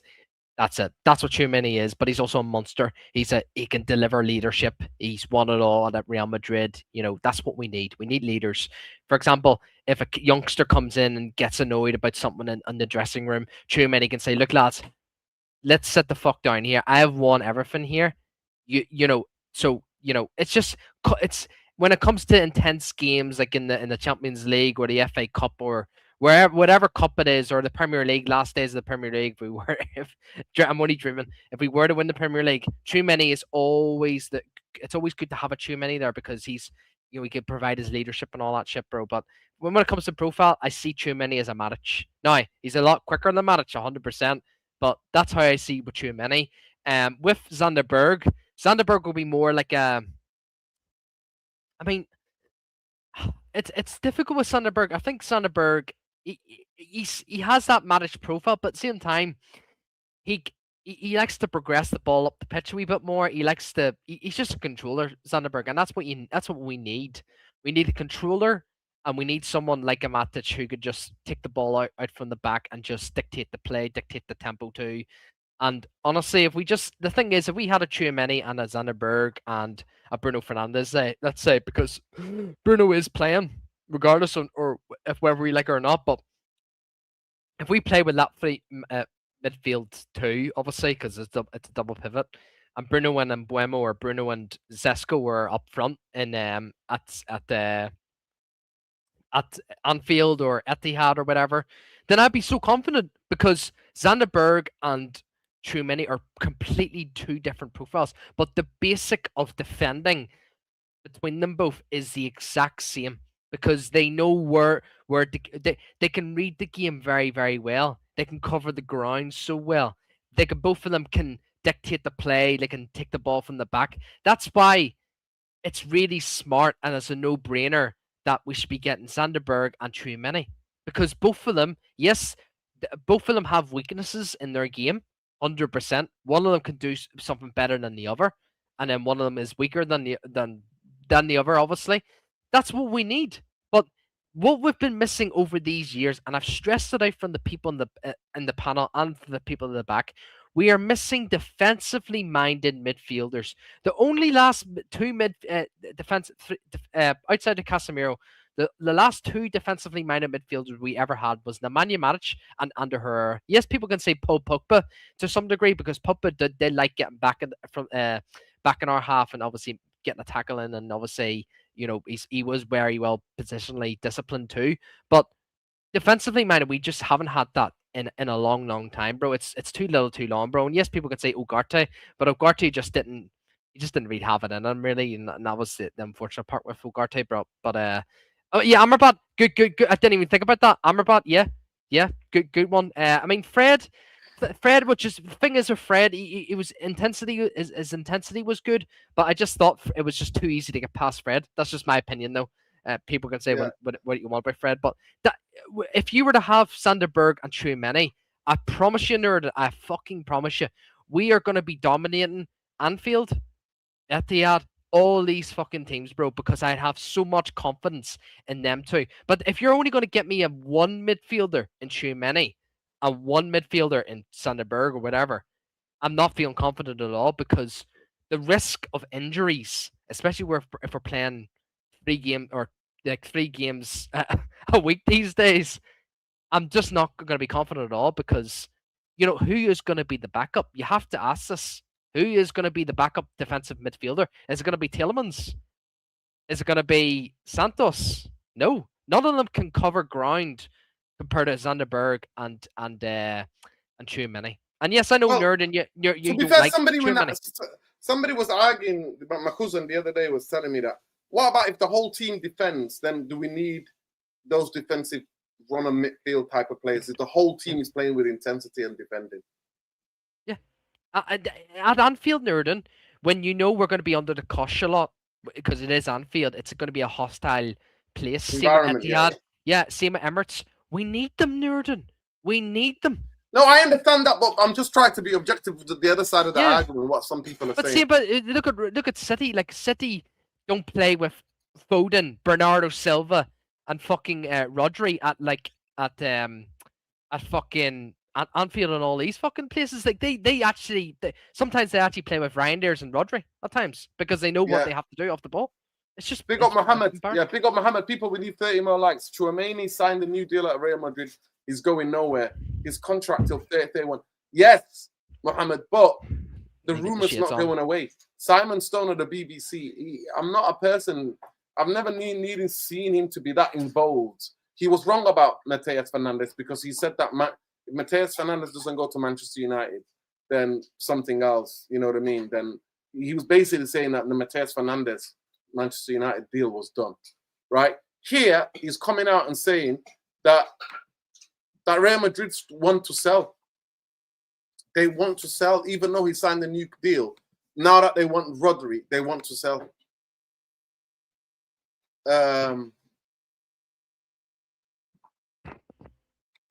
No, we're not. We talked about it, bro. We talked about the team.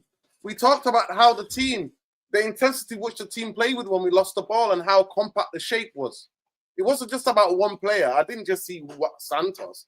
I saw the team. I saw Zirkzee in Bermo. I saw Lacey, Dogu, everybody getting back and getting behind the ball and doing that mid-block. That was the big thing we wanted to watch out for today. How can, off the ball, what do Manchester United look like? Yeah. Tchouaméni is going to be the person who's going to be coming back. And Reinders in defensive. Listen, the way Man City played, sometimes, Ben, to be fair, they did play with Rodri, Silva, and yes, but against the lower side of things. But they had teamwork where they hunt the ball down as a team. They've been coached by Pep Guardiola, who plays intensive front foot football, who wanted to hunt that ball back, and then they can keep it for 10 minutes without you having a touch. So the thing, Man City actually was a bad example because Man City would go to be super attacking because they're so short of the intensity of Bernardo Silva. Bernardo Silva was one of the best duelers and best ball winners in that Man City team because of how good he was on the ball and how good he was off the ball. But Santos, Santos didn't stick out today. The team stuck out today, but everybody sees football differently, innit? And that's why there's a game of opinion. But to me, what pleased me more today was the intensity and the aggression we had and the way we went to mid-block, where we were mid-block. That to me was what was the most impressive thing. Did he win the ball back now and again? Yeah, but I'm not putting all my basket on Santos. I'm sorry. No, 100%. He's not. He's going to be. He has to be. I think he's a kid who needs to develop more. I think he needs to develop his game more. You're speaking about the wrong club with development. We don't develop players, bro. Well, that's what he needs. That's what he needs. That's what Santos needs. But I believe if you're going to sign, you need a balance because you can't just have one guy who can semi do that. He can do that, but you're having guys who can do that work for you is far more important in terms of you try to build a squad. Nora Mandem yesterday was mad. Some Mandem don't understand the importance of recovery, preparing Yeah, bro, but that's how it is, innit? Even though you hear it from footballers and coaches themselves will tell you about the difference advantage that you get when you play one game a week. One game a week gives you huge advantage because the way you plan games, the way you can talk about and plan for games, and also the recovery. You go away on the Champions League night, you're coming back, play Saturday to 12:30. It's totally different if you've got three days or 4 days to prepare for that league game. It is totally different. I watched, different. But people don't want that. They don't want that. They don't want to accept that. They want to invent other things. Nobody's talking about Manchester United team wanted having games of flow. Of course, footballers would want to play more games as they can to get into the flow. And we're not talking about that. We're just talking about every team that has an advantage. Newcastle are the perfect example. Every time they go out of the Champions League, they finish higher in the league. Every time they're in the Champions League, they finish lower in the league because they can't fight in both fronts. Manchester United couldn't do it for years till Fergie had to build a bigger squad. We were horrendous in Europe. Yes, was it one factor? Yes, it was. Was the other factor that we needed that we can only have one, or was it two, or one foreigner rule? And then because of the ban, what happened in '85 with Liverpool, that English clubs were banned from Europe for 5 years. That was a factor as well. Those things were a factor as well. Those things were a factor as well. But Manchester United could not, because the intensity of the Premier League, and the big difference between the Premier League and other leagues is that, other leagues, they let the team in Spain, in France, in Germany, I'm sure, especially, I know it for a fact in France, they let you miss a game so that you rest. You are resting for your Champions League game. And in Spain, they'll move around fixtures for you to play on a Friday if you're playing on a Wednesday or the Tuesday. So other than you playing on a Saturday, then playing on a Wednesday, they'll give you the Friday fixture. So those things were at play as well. Those things were at play. But for me, it is what it is. It is what it is.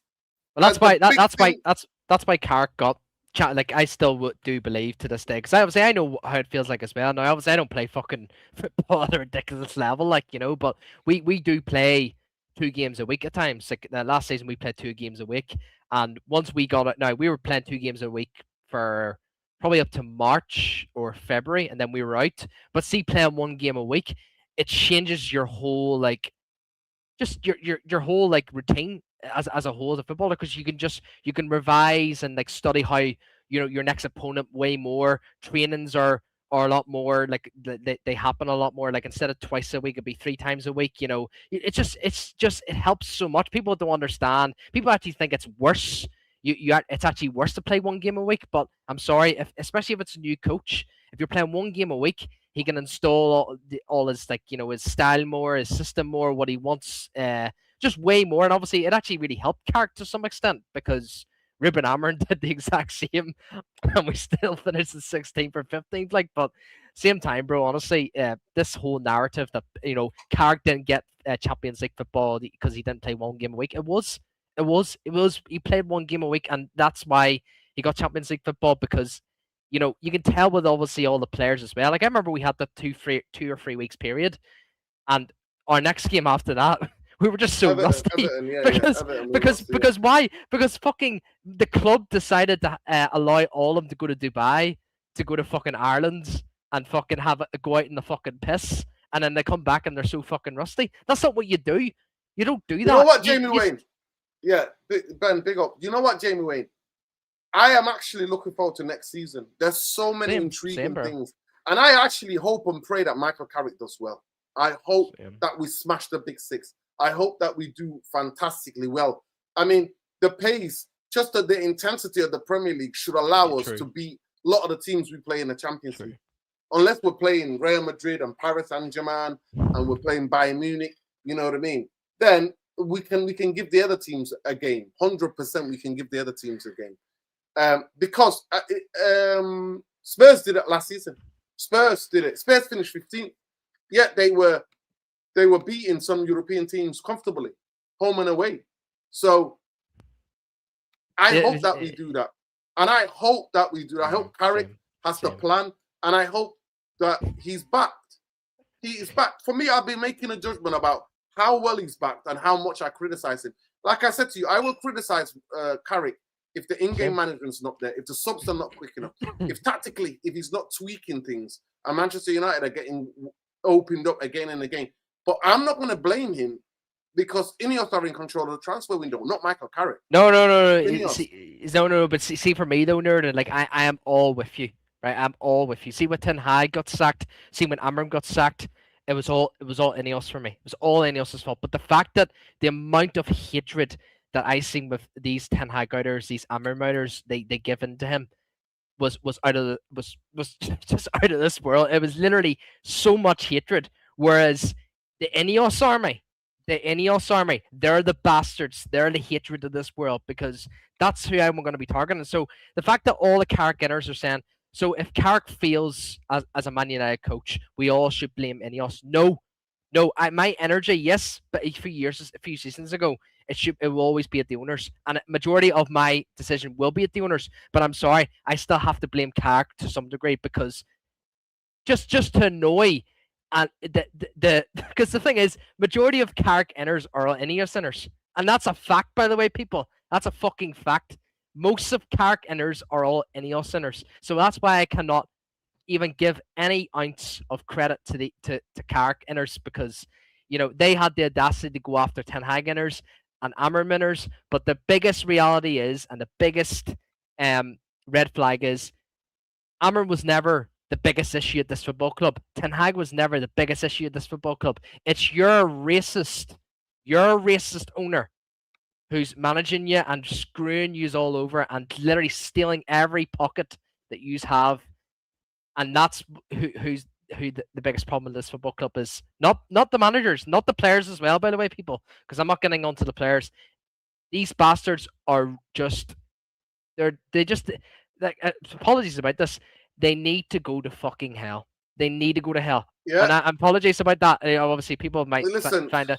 But honestly, I only hate very few people in this world. And Ineos and Glazers, I despise them. Despise them. Especially, I can never forgive a person who was racist. I can never forgive anyone like that because if you're racist, I hate you already. Yeah, and that means a lot to you because the way you're from and 100%, man. I can't stand it, nerd. The British occupation of Ireland. Big up. He says, please say that louder. People at the back. You need quality in depth, not just starting 11, especially when players have zero experience of playing 2-3 games a week. Now, 100%, it's the bench. We're going to get injuries. You're going to get suspensions. It's about what happened. And I don't want people telling me next season, oh, look at the bench. We haven't got quality. It's not his fault. Well, whose fault is it then? Why are you covering up for the Glazers then? People, we are 23 likes away from 200. It's been a fantastic show. Manchester United won 5-0 today, but more impressively, it was the way we played. Facts. It was the way that we were on and off the ball, I thought, and the intensity which they played with. You better pray Carrick does well, because all the shit I've heard about this guy coming will be extreme. It's big up Jimmy, man, honestly. Life is good, alhamdulillah, thanks to Spain and United. Big up Hamza. Big up to Spain, man. That's big up to Spain, bro. Fuck Trump. But man, fuck Trump. Big up Spain. But it's gonna be big. The next 72 hours, next 3 days, all the news is gonna be dominated by Chouameni. And I think most likely they're gonna drag it out because of what Simon Stone is saying. That the rumors have not gone away. So it's confirmed, by the way. Somerville joins Al Hilal for 55 million plus 10 add-ons. That's another let down. And what do you call the centre back from Crystal Palace? Lacroix. He's now away to Chelsea, and look, that's another missed opportunity. That all people just say, oh, like it's okay. We can let Chelsea have them players. We can let fucking all these other clubs have these players. You know what, bro? There comes to a point. These fans just don't have a fucking Scooby-Doo what they even think anymore about any else, bro. Just keep licking Sir Jim's boot, bro. Honestly, keep licking his boot. Yeah, people, it is what it is. Let's go. Tillman, Santos are both bench players. When things that they don't say, we don't have a bench. Tillemans and Santos both have players. When things they don't say that we don't have bench players. Well, yeah. Yeah, people, come on. 20 more likes. 20 more likes. Someone's just put a question in the chat, Nerd, on league predictions. No. You know what? We don't know yet. Imran, how can you go that early, bro? We're going to wait till the season starts, the first week of the game, then everybody, as soon as the transfer window closed, then we can all make an assessment of where the league, who's going to be finishing where.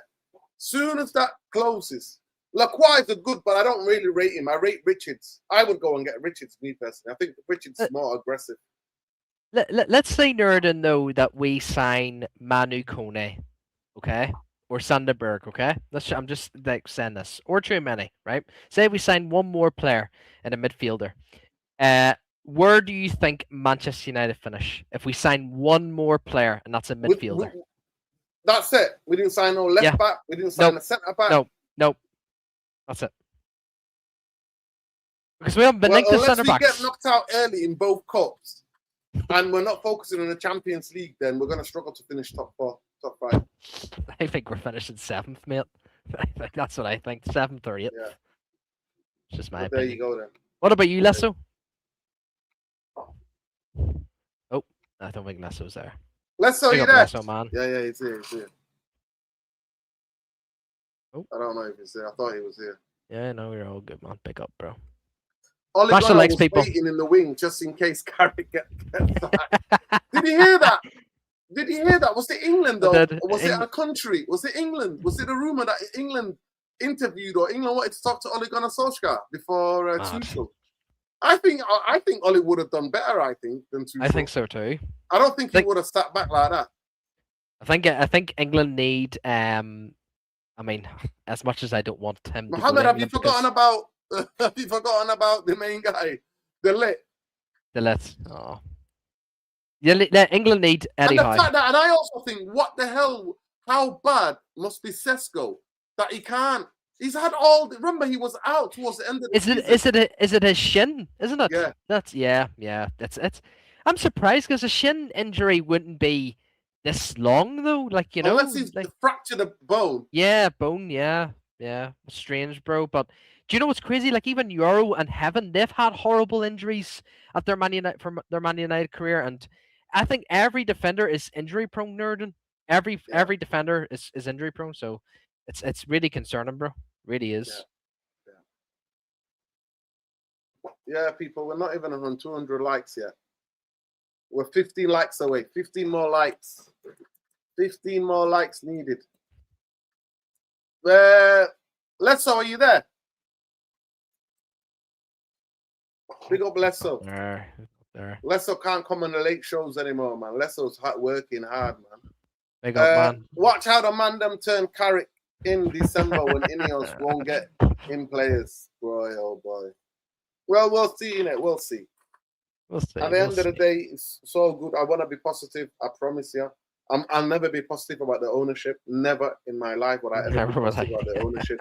But I want to be positive about Carrick. I want to be positive about the players. I want to be positive about the football we're playing. And that's all I can do is report. No, I don't count De Ligt as our player. No, see, this is harsh. This is so harsh. Because you know why this is so harsh? People are just targeting De Ligt because he's only had one major back injury. And yet, Martinez, that fucking midget, is still here. Yet McDonald's is still here. Yet that fucking fake Portuguese prick in Delo is still here.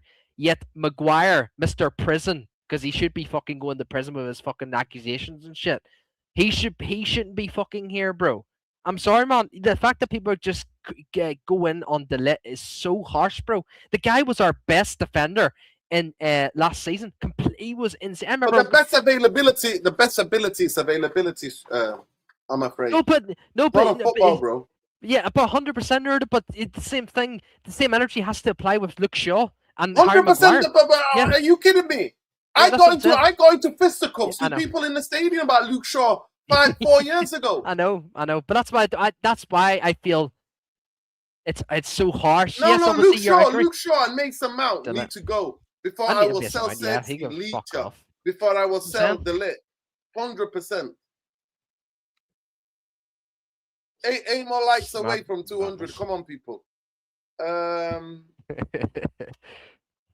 Yeah, big up, man. Big up, Mohammed. Big up, everybody. Apparently, Maguire starts the most of the clubs in the league, according to some of them. And yo, that's embarrassing, man. I don't know what this loving of Maguire, this kind of like this redemption story that everybody wants to be part of, man. Is he bad as he was a couple of years ago? No. No. But is he deficient? Yes. He can't play modern football. He can't go and play halfway line football, man. He can't. Nobody tell me that. Yeah. Manchester United look way better in the second half. True. And when him and Shaw were off the pitch. We did, man.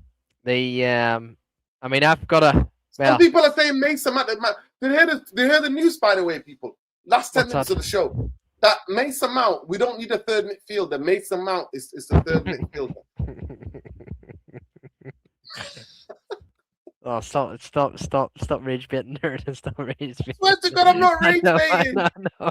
That's what I'm hearing. People are like, that's what the title of the show is about. The club giving mixed signals. They're basically saying they don't need a third midfielder. They've got Mason Mount. I agree with you, Mohammed. Like, De Ligt is injury prone, and I agree with 3 new centre backs. We do need 3 new centre backs, but with this ownership, they don't operate like that. We will not sign 3 new centre backs this summer. So if you were to ask me right now, who am I getting rid of out of the 3 injury prone players in De Ligt, Harry Maguire, and who's the other player I said? I'm saying Luke Shaw because Luke Shaw can play centre back. I'm getting rid of Maguire and it was Martinez. I'm getting rid of Maguire and Martinez. I'm getting rid of them too, because I've seen way better performances out of De Ligt than any centre back we've had. Yeah, obviously if you had De Ligt and Heaven in that fucking centre back, bro, honestly, it's a different. It's just so good, bro. Now it's not as good, obviously, as it is like, but obviously we can definitely get better. But honestly, bro, like, see some of the Litt's performances last season, it was unbelievable. He was one of the reasons why Ruben Amorim stayed in his job for the foreseeable. I remember he scored that goal against Spurs in the final kick of the game. It was phenomenal. And Kanji, that's why football is a football opinion. Maguire, for me, I broke it down years ago. I said it before he even came to Manchester United. Before he kicked the ball at Manchester United, he's not that guy. He's just a hype. But some people want to be on part of that redemption arc, that he's some sort of one of the best centre-backs in the world football, one of the best centre-backs in the league. Nah, mate, I'm sorry, he's not. He can't play modern football. He turns like a double-decker bus. Anything hip weight, anything around his knees or his ankles, goals go in right, left, and centre. In the air, he's one of the best, 100%. Defending the box in the air, he's one of the best. I say that. Defending the straight ball, he's one of the best headering. But I'm sorry, there's more to defending than that. Go ahead, Lesso, man. Talk to me about life, man. Talk to me about work. That's why you can't be on these late night shows. How's the job going? Guys, I miss doing this. It's very therapeutic, for me as well. Away from work and away from everything. Work is just hectic, unfortunately, and it's ridiculous, and it gets worse with time. But I'm slowly managing how to go around my schedule. I'm also planning a school reunion, and unfortunately, with regards to this, we've had our own fair shares of people who passed away, that we went with, that we're in grade 12 with. So we had to. Sorry for your loss. So sorry, man. So sorry, bro. Yeah, so we always have to try and find a way how we can navigate around everything.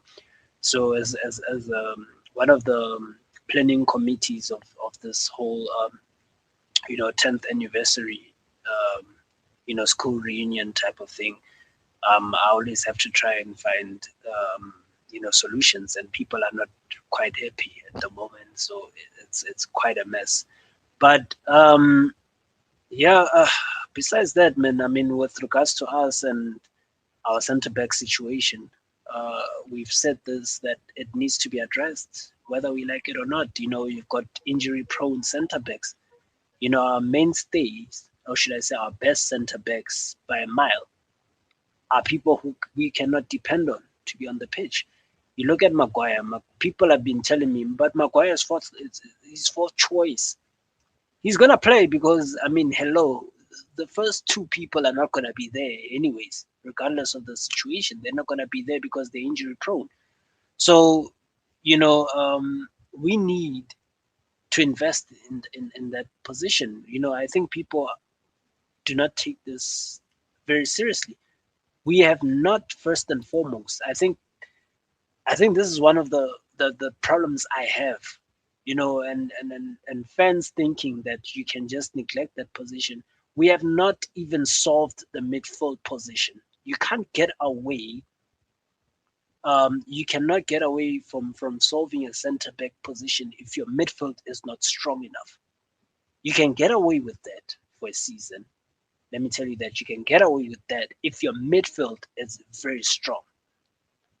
You know, and that's not just your starting midfield, and it's your backup midfield on top of that. You know, I've seen Barcelona do this in their prime days, where they have had a strong midfield, and if any of those guys were out, they still had backup midfielders. You know, and we don't have that. We don't even take that seriously. Manchester United is not a club that has been taking that position very seriously within the team. So to overcompensate for that, you have to make sure that your centre backs are just as strong. If not, then the midfield, because we've got a very weak midfield. I don't care what anybody says. That midfield is very weak, and teams are gonna go for us again because they've realized that we have not really strengthened. We just added numbers. There's a difference between strengthening and adding numbers. We just added the quantity, not the quality. So teams are gonna think that they have a chance, just as much of a chance that they had in previous seasons. The only difference is that we have the numbers now, but the quality is not there. So you've got a midfield that it has the quantity, and now you've got a centre backs that are almost always out. It's very weak. You have to build a centre back pairing and a very strong partnership in order for you to win titles. That's what wins you titles, by the way. That's what wins you Premier League titles. There's no team, you can't point to any single team that has won this league based on a non-functional centre back pairing. There's no person who can point a team that can tell me that this is the team that won the league title and they didn't have any strong centre back pairing or reliable centre back pairing. We don't have that. We haven't had that for quite some time, and we're yet overlooking these little details. Yet they're very obvious. The reason why I say it's very little is because they should be right there in your face.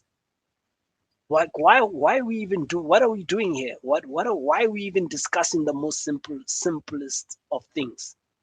Honestly, guys, we've all played football. You know very well if you're in a team, and I've played centre back before. I've played in 4 different positions. I've played centre backs. If you don't have someone who's reliable to you, it's not gonna work.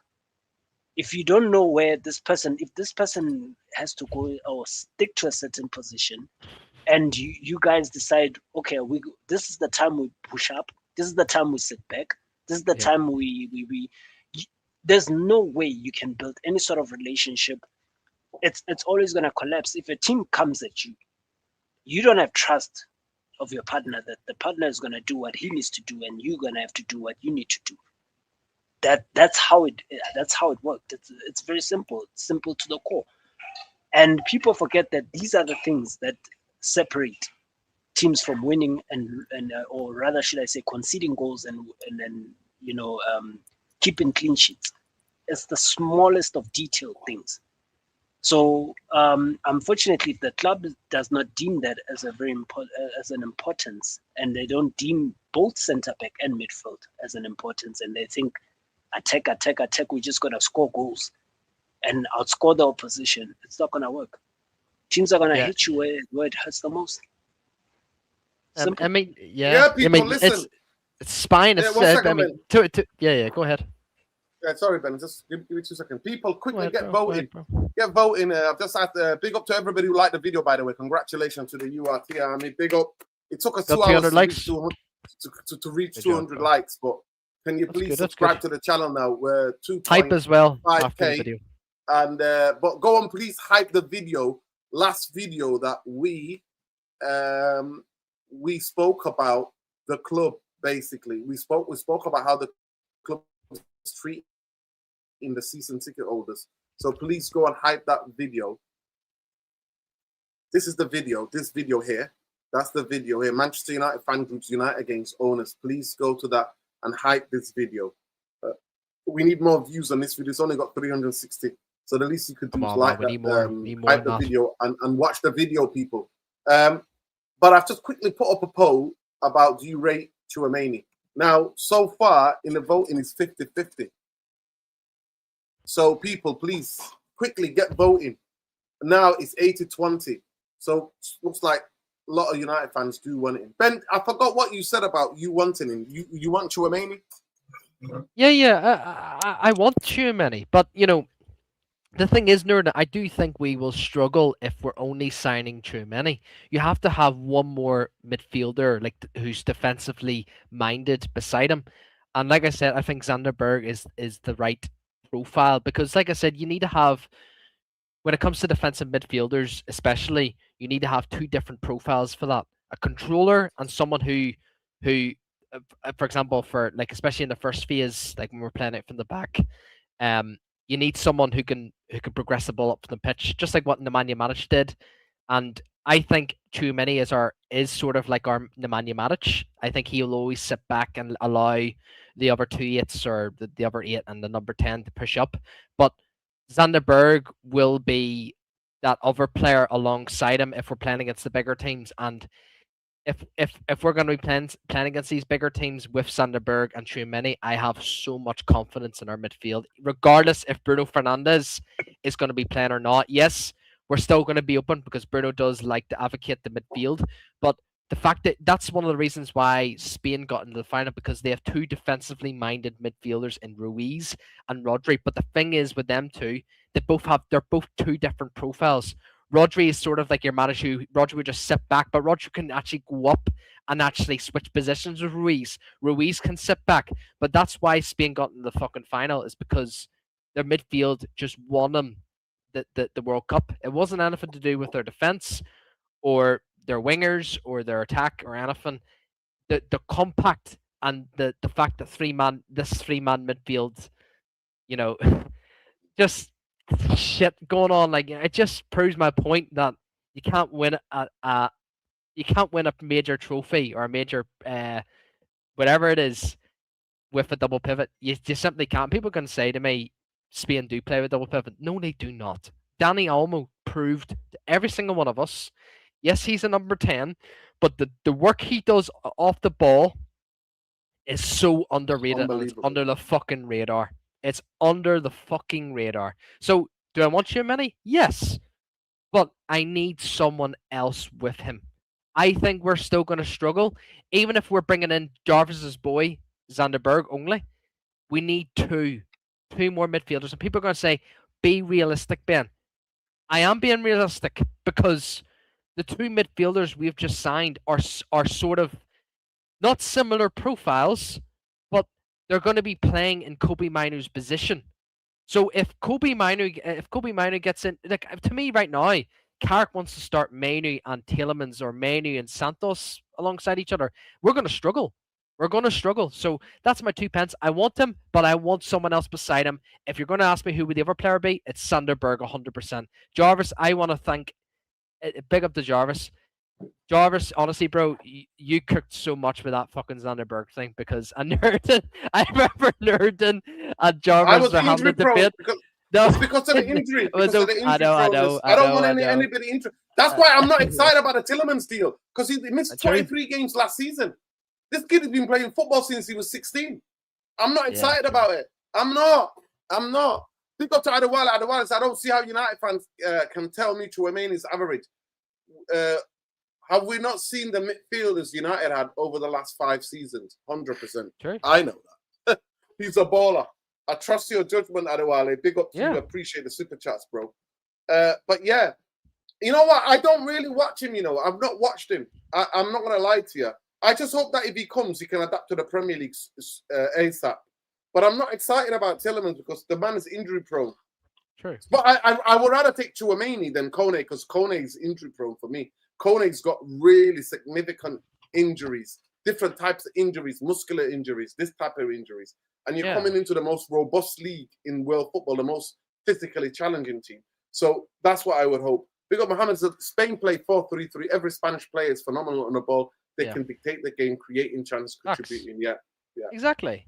And just on that, like, football over these years, like so many years, it's always been about spine. Your goalkeeper, your two centre backs, and your midfield, and your striker to some extent, right? That still is, that's still important. The spine is the most important thing, but the next important thing is nothing to do with your wingers.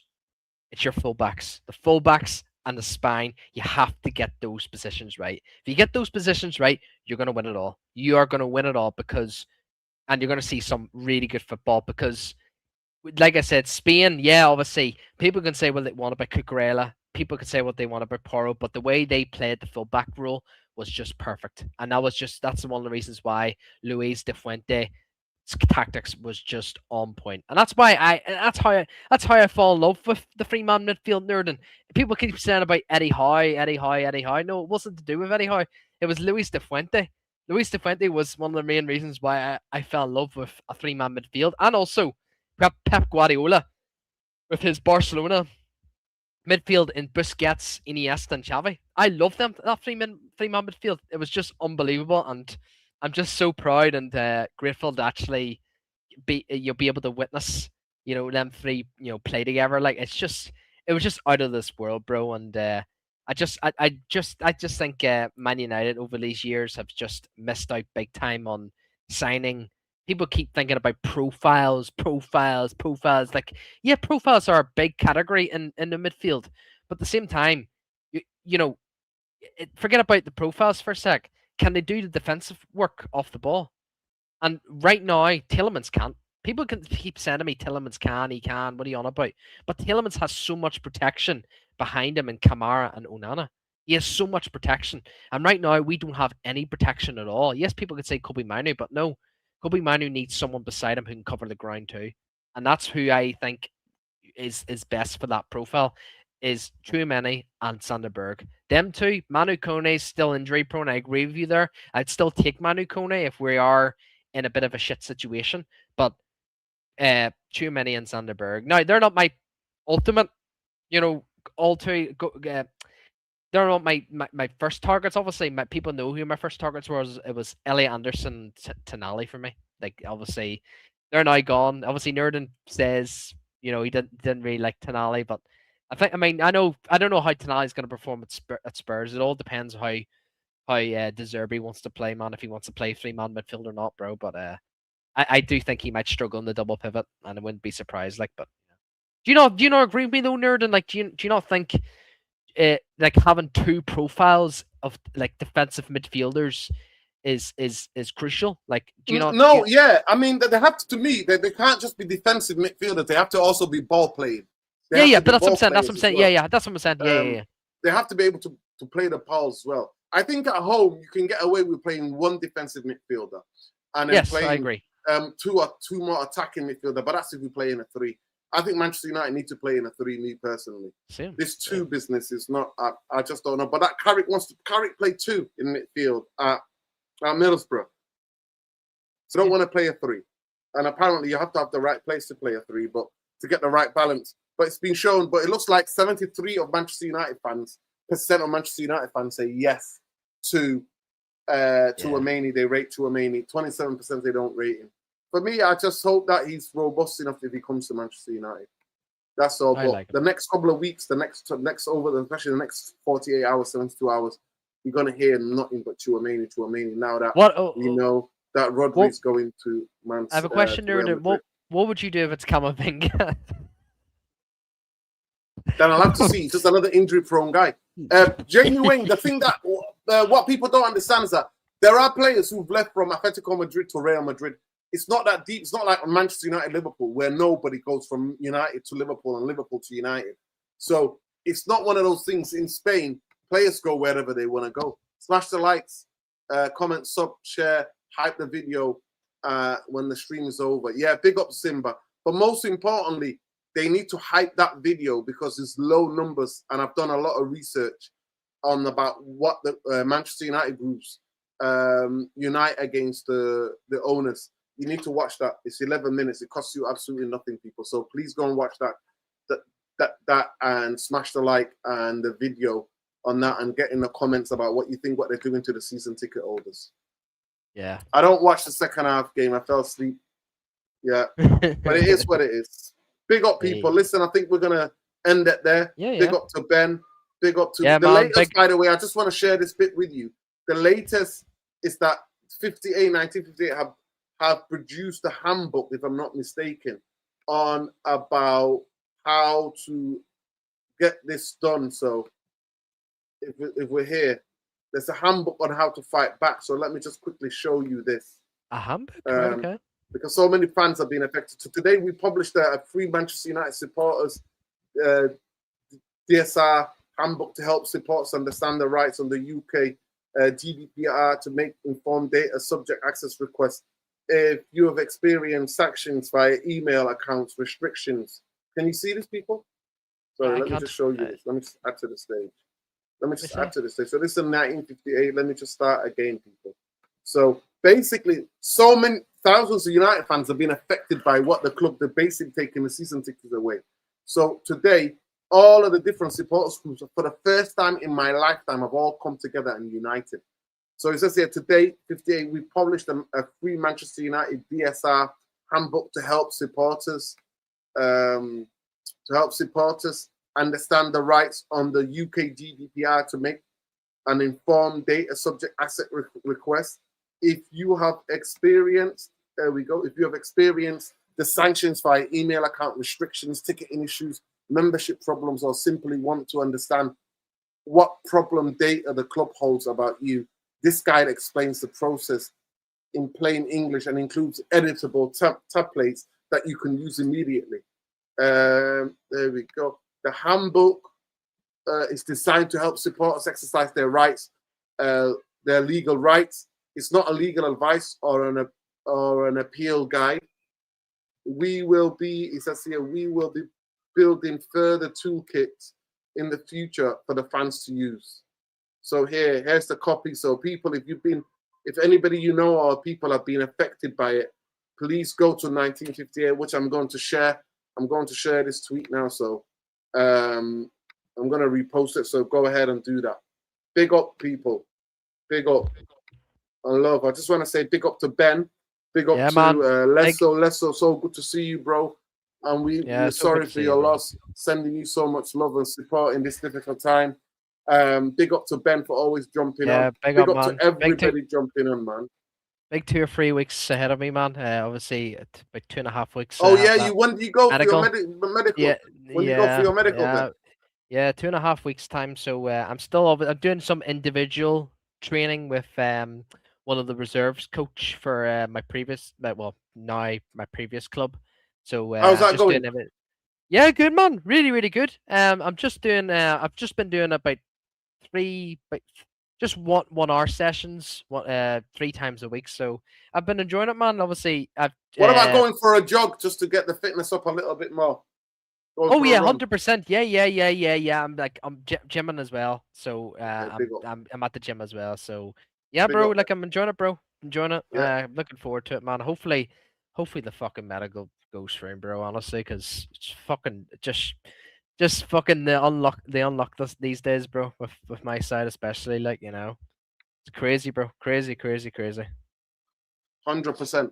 But big up to everybody. Free Palestine, free Lebanon, free Iran, free Syria, free the Congo, free everywhere where people are oppressed in this world. F the Glazers, F Ineos, and F you if you stand with them as well. That's how I feel. But big up to Ben, big up to Lesso. And I will say this. I will say I was proud to see Manchester United on and off the ball, the intensity which they played with. Big up to Jamie Wayne. Jamie Wayne, I sent you the link. You didn't want to come on, fella. I sent you the link on X. I told you. Big up to you, though. And big up to everybody else. And I hope that Carrick and the team do well next season. There's nothing nobody be proud of going to Old Trafford next season to watch United play and to see United do their bits. I hope and pray it works, but we'll see. But we'll be back. We'll be back, people. Sunday, we'll probably do a show on Sunday. We might do a calling show, actually. We might do a calling show. Yeah, bro. I was going to say that. I'd love to get that. And yeah, we wish Ben all the luck in the world, man. Yeah, come on, man. We wish Ben all the luck in the world for his. When is it? In 3 weeks' time, Ben? 2.5 weeks. 2.5 weeks. So, I mean, people are. I've seen someone say Irish League. Like, I'm not, bro. There's like divisions. So there's the Irish League. Then you got Premier. Then you got Division 1, Division 2, 3, 4, 5, and then Sunday League. So what I was before, I was Division 4. Now I am Division 2. So yeah, man. So it is a big step in a way. Like you're going from technically 2 divisions. So let's see, man. Like Division 2 is gonna be difficult, bro. But yeah, fingers crossed. And how far is it away from your gaff? Is it further than your other team? So the previous one was 30 minutes, but this one I'm going to now is just slightly over an hour. So look, it's a long distance, but sometimes in life you just have to take chances. Like, and I know obviously to you, bro. You drive mad. You drive mad miles anyway every day. Yeah, 100% for work, 100%. Like so it is what it is. I'm like Luana. Yeah. Big up, Luani, man. Big up Luani. Big up to Luani. I hope he's good. Thank you, bro. Thank you. Love. Listen, like I said, free Palestine, Lebanon, Syria, Iran, Congo, Sudan. Free everybody in the world, man. Love and light. Take care. Look after each other. Please make sure you watch that video and love and light. Go to this when they talk about Manchester United fans. Oh, there he is. Big Lesso. Big up. Lesso. Last word from you, bro. Take care, bro. Big up to Ben. Big up to Nuruddin. Big up to the chat. Missed the chat as well. Jimmy Wayne and the others. Mohammed, thanks from the bottom of my heart in terms of wishing the condolences as well. Yeah, condolences, man. And yeah, this is an amazing community, guys, and let's just keep showing love and and support, and as well as and then just enjoying the chats, and let's just be one. Big up.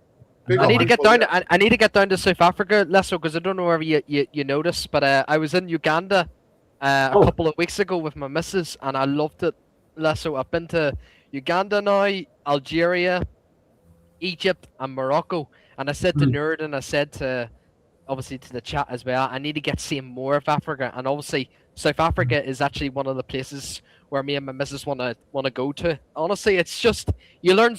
Forget about obviously the actual like cities and the countries itself, but the whole of Africa, it makes you learn more about like life in Africa, and actually makes you understand it more. Like, and honestly, bro, like it's just a phenomenal place, bro. Like the Africa, just everywhere around it, man. It's phenomenal, bro. And I was so shocked, bro, with Uganda, bro. The people were just so kind, so good. Yet they embarrassed me when I played football. By the way, even though Nerd laughed his head off by I don't know what it is. They megged him, bro. They megged him. Africans are just they're just a different level, man. They just kept megging me, man. But look, it is what it is, bro. Big up. Come through to South Africa, man. Saeed was there. Yeah, Saint Saeed was. He's actually the same height as I am, and I was quite shocked. Because I thought he was actually shorter than I am. So, yeah. No, Saeed's quite tall, yeah. Well, listen, big up, people. Love, light. Listen about the xenophobic attacks. We've already asked him. It's a Zionist plot, bro. It's a Zionist plot to try to destabilize that country. They're getting paid by the people who are attacking people are getting paid by the state of Israel. If you know, you know. Love and light. Take care. Big up. Big up.